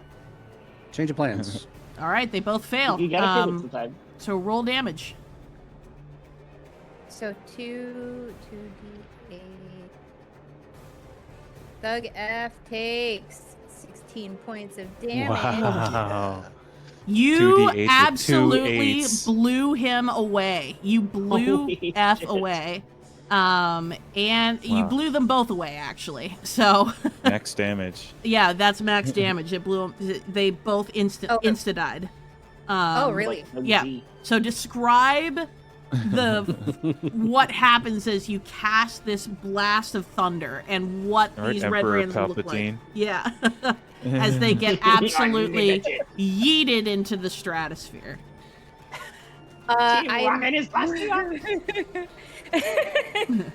So I imagine how is it described? It's just thunderous energy. So I imagine that it's coming basically from my hands, especially if I'm concentrating it on that direction. Mhm. And as they're kind of shaking because of the because of the thunderous boom and everything, they're kind of slowly also not disintegrating, kind of being ripped into shreds. Yeah, the force of it just like blows them apart. Yes. So you just see viscera and just guts spew everywhere from the force of this blast that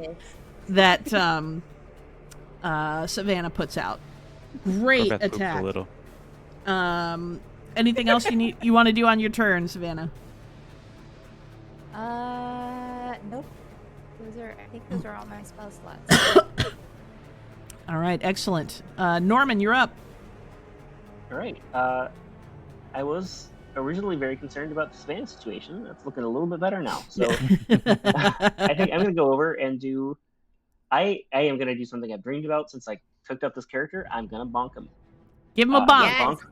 I'm going to bonk Red Brand Thug E with one-handed weaponry. All right. And that is a 1d6 minus 1. So that's to attack. 14 plus 1, 15. That hits. Roll damage. Okay. Get bonked, motherfucker. That is a 2 damage. Hell yeah. 2 damage. Describe what it looks like as Norman bonks this guy. You didn't kill him, but just describe the action of providing this bonk. So It'd be so embarrassing if he got killed by that. That would have been so that funny. would be so funny. That would be hilarious. I just feel like if this was like a filmed combat, we just see like Red Brand Thuggy see like those two others like get eviscerated literally, and turns around like angrily at Savannah, like gearing up, like looking really tough, and then you just see like a change of expression suddenly, and just sort of collapses forward slowly, and Norman's just behind him, like just looking like neutral. Hell yeah.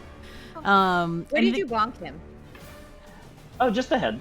Just a head bonk. His head was a little off of the screen, so that's why I bonked him. Fair enough. Anything starting else to you'd like to do on your already. turn? Yeah, there's definitely a big bump already. What'd you do that for? Anything else you'd like to do on your turn? So I also have a dagger attack, because Can you multi-attack though?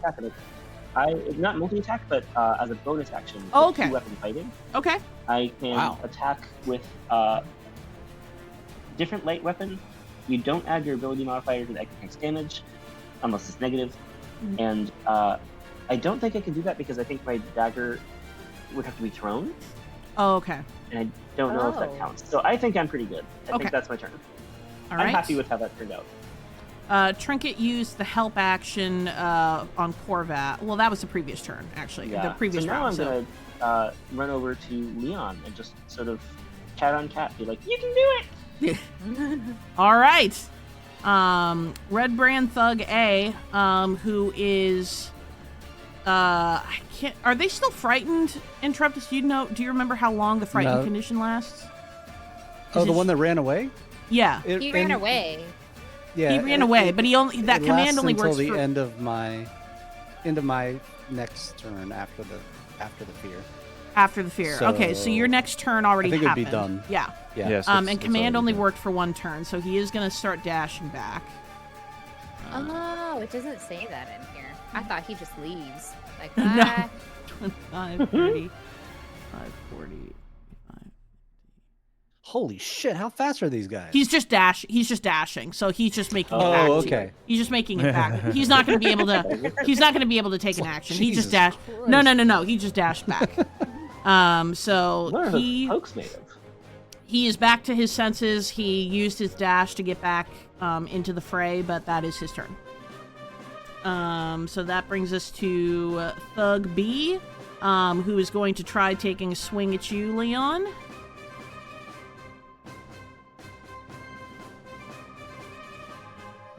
And that is a 12 to hit, and I believe that misses. This. And so he's going to try again, and that is going to be a 21 to hit. I believe that hits. Mm-hmm. And that is going to be 5 points of damage. Okay. And that takes Well, us... actually, I am enraged, so it would be halved. I Oh, think. you're right. It's half. So 3 points of damage. He's raging. Thank you for reminding me. And that will be his turn. So then we go to Thuggy. Thuggy. I want this one to live. He's so cute. Thuggy is not happy at you for the bonk on his head, and so he's going to take a couple of swings at the old man. He says, "How many times?" He's not down. He's not down. No. Oh my god! I thought I took him out. Okay, wait. No. I could, wait. Sorry, I could have attacked again. I thought you said you couldn't because it only worked with a range attack. I think I can 2-weapon attack with the dagger if it's close range. Oh, a I get what melee you weapon. mean. You thought you I took also him have throwing out. dagger. I just couldn't have gotten over to the Throw other it. person who attacked. Oh, okay. Yeah, I'll let you take another attack then. I'm so sorry. I should have done this earlier. Okay, then so let me make sure I understand how this works. 2-weapon fighting. When you take an attack action, you can take another attack. Extra attack must be with a different light weapon, which I am, dagger. Don't add ability modifier to the extra attack damage, Right. but not the attack roll. So the attack roll is as normal, I think. Okay. Okay, so I roll and it is a +4 to hit, and I roll a 13. That does not hit, sadly. Yeah, I shouldn't have said it was +4 to hit. I was too confident. So nothing changes. Nothing changes. Great. All right. Have at it. Have your way with me. So he's going to make his first swing, which is a 13 to hit. And I think that hits you because you are a wizard. And Why does it sound like an insult when you say wizard? A Yeah, I have a wizard? 12 on my class. Okay, and that is 7 damage. And it's half my HP. And he's going to swing again. And that is 10 to hit, so I think he misses on the next one. Yes, thank God. All right, so he misses his second attack, and that is going to be his turn. And that brings us back to Korvath. All right. So, are any of my party really injured and need healing, or should I just start beating some people up? Oh, hit some people. Yeah, I think you should do it. All right. The best form of healing is murder. All right. I'm Wise gonna try words. to murder this red brand Thuggy. This Thuggy just hit my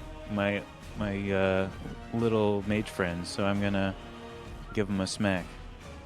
Give him a smackdown. I love being a little mage friend. And I think I'll keep holding my shield just in case. So that will be, where are my actions? Will be a +5 to hit. Does a 13 hit? 13 does not hit, sadly. That is unfortunate. So how much damage did my little mage friend just take? He took 7 damage. At 12 total. Okay, So he has 7 of 5 12. HP left, yeah. Ooh, 5 HP. I will do a healing word. Savannah's at like 1, right? No, Savannah's full No. full healed. He cast Cure Wounds on his previous turn. Oh, okay, I didn't register that. Great. Yeah, please help me. Okay, I will do a healing word on Norman, Okay. which is, I'm guessing, just I will do my 2d4 plus 2 and give 7 Oh my back. God, 7? that was perfect. That was genius. Your heals are healing today, Korvath. And the word is heal. Today's word is. Anything else you'd like to do on your turn? Nope, that's my action and bonus. All right. Well, we're back up to Mr. Leon Bellows. What you doing? All right, still raging. I'm gonna take a swing at Thug B. All right. Swing away. Ooh, 10. That does not hit, sadly. All right. Then I think. Yeah, I think. Let's see. Let me look at my rules for rage real quick here. Yeah, I was going to say double check. I don't remember. if you Okay, had so I made an attack roll against an enemy, so I'll stay in rage. Okay. Yeah, I think that's. Oh wait, there was. I was getting help from Trinket. What does that do? Oh yeah, that provides you advantage on your yeah. attack roll. So roll Advantage, roll the okay. attack again. Let me see. Whoops, I rolled the wrong thing. No worries. 15. That hits. So Wow, go ahead and roll nice. damage. Yeah, so I imagine Trinket is a Joey today. Is that right? Trinket is just a regular cat today. Oh, just a regular cat. Okay. I think Trinket is always kind of a cat inside and in stats. So Okay. Yeah. So damage. Let's see. 9 points of damage. 9 points of damage, and this was to B, right? Wait, more than that because I have Whoop. because I have rage, so I get +2. So that's 11? 11 damage.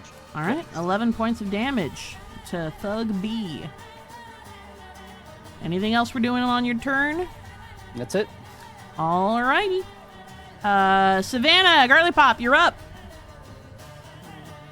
I think I'm just gonna do I have Leon out? How are the thugs looking for you, Leon? Hold on, we're vibing.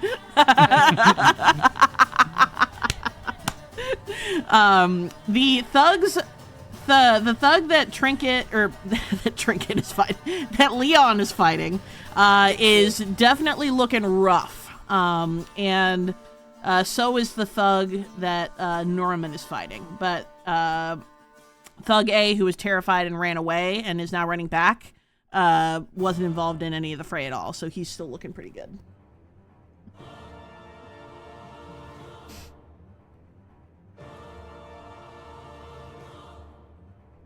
I am out of spell slots, so I am going to cast Vicious Mockery on.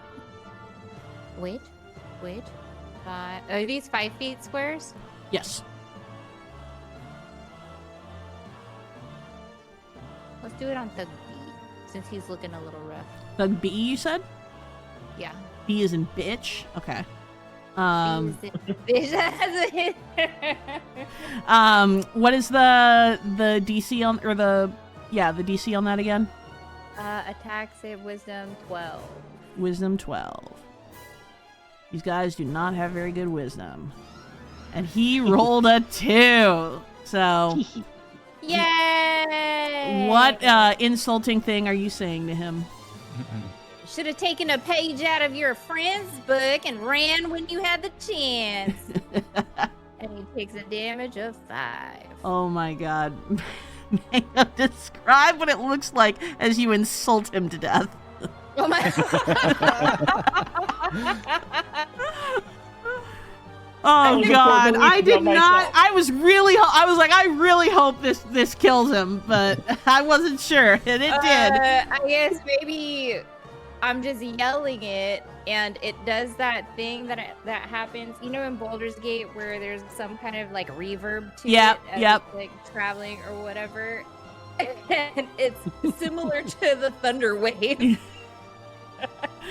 He just blows up his head. Yeah.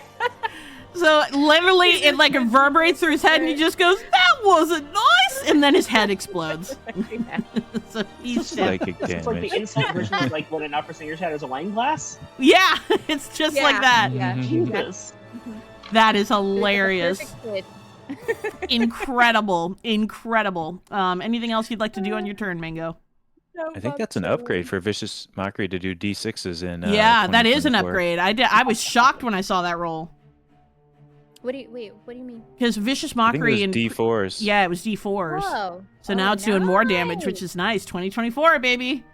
So it made it possible for you to want to insult him to death. Make his head explode with a very mid insult, but Mid, but hey, it did the job. yeah. Anything else? Nope. All right. Norman, what we doing? All right. I keep tapping between different things. I'm so sorry. You're fine. Me and E had got a score to settle here. Say his whole name. He's gonna do the same thing. I'm Right. not... I'm gonna bonk him, but this time I'm gonna aim for the knee. Okay. Alright, and my roll is I feel like this is personal now in a way that I want Trinket to help me.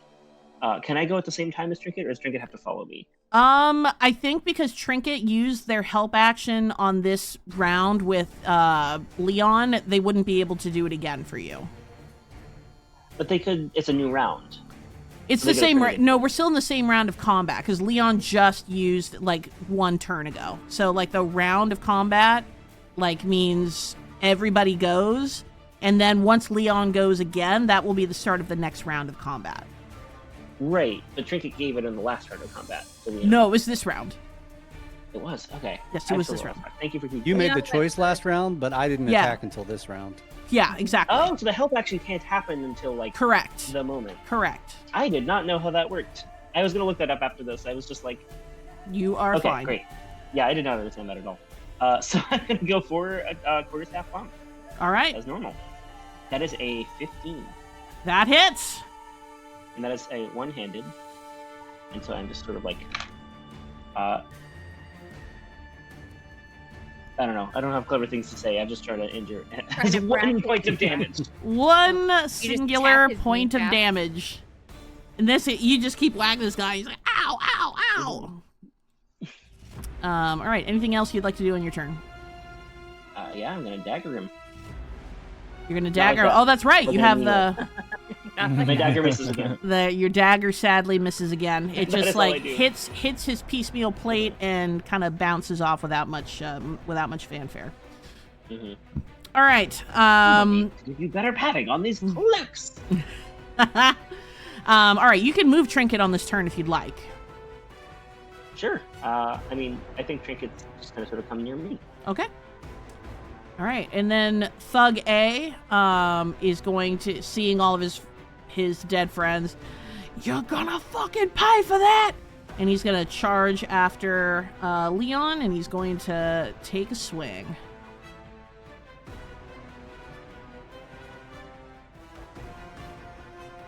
And the first swing will miss. The second swing will hit, though.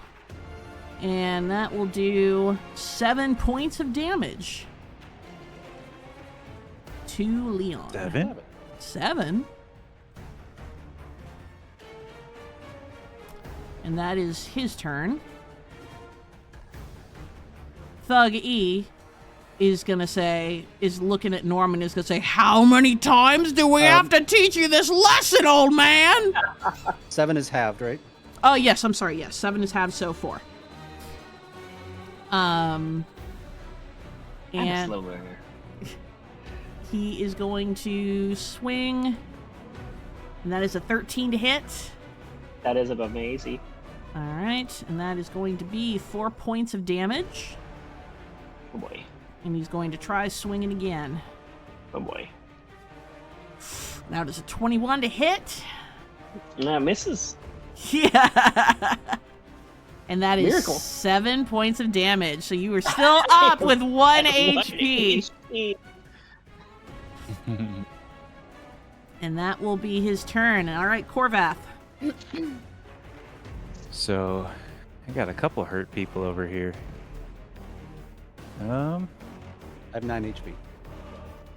You have 9 HP, and Norman has 1 HP. Yep, Norman's got 1. So I will. Oh, I can use my new thing. What is my? Where is that? It's under actions. So I now have, as part of the 2024 Cleric, I have Channel Divinity. You channel energy directly from the outer planes to fuel magic effects.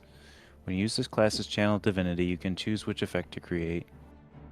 So I will channel Divinity Divine Spark, and I will point my holy symbol at, let's see, which is more. My channel Divinity is 1d8 plus 2, and my healing word is 2d4 plus 2, so they're about the same. So I will channel my divinity. I'll point my shield at Leon, and it'll start to glow. And then I will, I guess, shoot my magic divine spark at him, Okay. which will restore 1d8 plus 2 HP. Ooh, nice. Which I don't have a button for, so I Just will go ahead and roll find it. Yeah. 1d8 plus 2. Do I have something else that's 1d8 plus 2? Lower left corner, Toon, is a die thing, and you can just do. Oh, that to okay. the- Yeah. See, 1d8, Yeah, you can just add 2. 3, and then So so 5. take 5 health, and then I will Nice. say the healing word heal at my little wizard friend again, Okay. and do 2d4 plus 2 for my last spell slot, and that will be 9. Wow. You are really coming in clutch with these heals today. Amazing heals. These are some great heals. Keeping the party going. All right, add all that health back, Norman. Thank you. You should be very back to much full health. for literally carrying me through this fight. You can go. You can go all the way back to 12. You got full heal from that because he did a custom. He did the custom rule. He did a divine, and that gave you 5 points of healing plus. No, that was for Leon. I did Oh, the that was for divine. Leon. Yeah. You're right. You're That's what I Okay, my bad. So Norman, you are at 10, and then I apologize. And then Leon's at 14. Perfect. What some great heals. Excellent job, Korvath. Anything else you're doing on your turn? Any movement? Nope, I am standing right here and hoping my party doesn't fall down. All right. The Unshaken remains so. Leon, you're up. Okay. Ooh, I've been missing some 2024 things I could be doing with my weapons. Ooh. Ooh. With weapon mastery, if you hit a creature, I forgot I added with weapon mastery, I added push to my warhammer, so I could have been pushing these creatures 10 feet away from me. Wow. And if I use my hand axe, I can use Vex, which gives me advantage on my next attack roll. Are you two so I'll weapon have to- fighting, or are you two-handing your No. warhammer? No, I'm actually one-handing my warhammer because I'm holding my shield, but and I can't attack with both of them because they're not both light weapons. But this is just mental note for myself that I should remember to do that stuff. So yeah, but since I'm holding my warhammer, I'll swing that again. Okay. So actions, attack, warhammer. Quick question: Womp womp. Are we ending after this fight, or? Yeah, we'll end after this fight. Okay. We'll do some quick wrap up and that. Yeah, we'll end after this. Otherwise, I have to run for a quick duty. Duty. Yeah, no. We'll Yeah, I was end gonna after say this. I'm a little disappointed I haven't met your baby yet. Yeah. So. Kind of rude. Yeah, I missed. Okay. I could bring him back after we end. Hey! Yes, I support. Sounds good. That's okay. it for me. That's it for you. All right, Savannah, you're up. I'm gonna cast Vicious Mockery on the Thuggy. Thuggy. All right. Can you come up with a better insult this time? I was gonna yell because I just heard it. I'm gonna show you how to make a pound cake. I'm gonna show you how to make a pound cake. Yeah. Make a pound cake. Oh, let's see what that. Yeah, he fails to save. Roll damage. Does he? That should be double damage. 4. That's too much psychic damage. That's 4 devastating. damage. He is on death's door. Let's go. So there, with that attack, there's blood started to stream out of his ears and out of his nose. He's like, I don't even know what pound cake is. The God song is just booming in his Yeah. ears now. Pound cake. Let's go. So good. Most of the damage is that it's a catchy song and he doesn't like it. Right? Yeah. It's not part of their music. part of Anything their else you'd like to do on your turn, Savannah? No, that was it. All right. Normie. Right, Norm has been trying to do non-lethal damage to Thug E for a while. Norm is no longer doing that. Norm casts Magic Missile. Okay. I roll for damage once. That is 2 damage on Thug E. Okay. I'm assuming I have to decide. Sorry, was it about time to eat a cracker? I'm assuming I have to decide who I do the damage on first, correct? Before I hear how it goes. I mean, if you, he's still up, if that's what you're asking. But he's Okay. on death's door. I was wondering if I had to decide in advance who the missiles went to. I think since we hadn't established it yet, I will say moving forward, you need to choose first. But for this one, for this instance, I'll say, like, you know, since we hadn't established that yet, you can dictate who you want to send it to. I think for fairness, because Red Brand Thug E has now tried to kill me twice and almost succeeded twice, Mhm. I'm just gonna hit him with all 3. Okay. So I'm gonna keep rolling. Okay. Roll the And we other will two. find out what happens at the end. Second one is a 4, Okay. and the third one is a 3. So that's a total of 9. Okay. He is dead. So describe his demise. So I think he and Norm have been in like hand to hand, where I like bonked him on the head. His expression changed, turned around, stabbed me. I got healed. I bonked him on the knee, Mhm. swiping my dagger at him.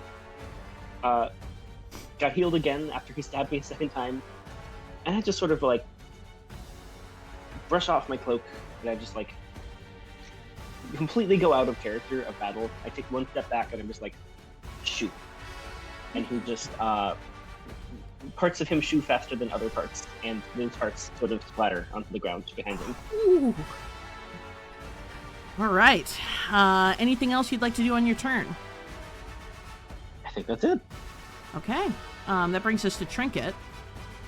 Yeah, and Trinket is just going to do. Oh shoot. Yeah, I guess Trinket helped Korvath, who's next in the lineup. Okay. All right. Well, that takes us to the Red Brand Thug. Red Brand Thug, the last remaining, and he's gonna look up. He looks around and sees all of his compatriots dead or dying or in pieces and just everywhere. And he's gonna look up at Leon, shaking. Now, let's not be hasty. You don't have to kill me, please. We won't be causing you any more trouble. And he's just going to like try to reason with you as he's like slowly backing up. And he takes no action. But he's not backing up out of my range. He is not backed up out of your range yet.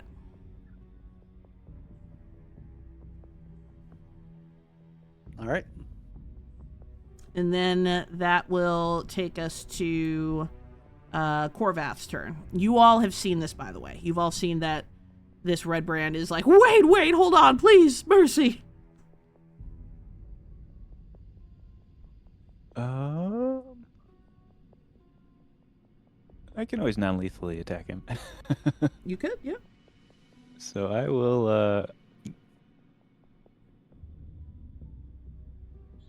How injured is he? He's already taken a few hits from. He's taken a couple hits. He's cut up and bleeding, but he's not as ragged as well. Everyone else is dead, so. He's not as dead as everyone else. Yeah, he's not as dead as everyone else. Correct. He has So 100% more beats per minute. Say again, Mango. He's pleading, but we're Yes. still in battle. Correct. So he did his plea, and that was his turn, and now it's Korvath's turn. I'll yell out him, drop your weapon now, or I'll make you drop it. Okay, he And drops see if his he uses weapon. Okay. I'll leave it to Leon to tie him up or decide what to do with him.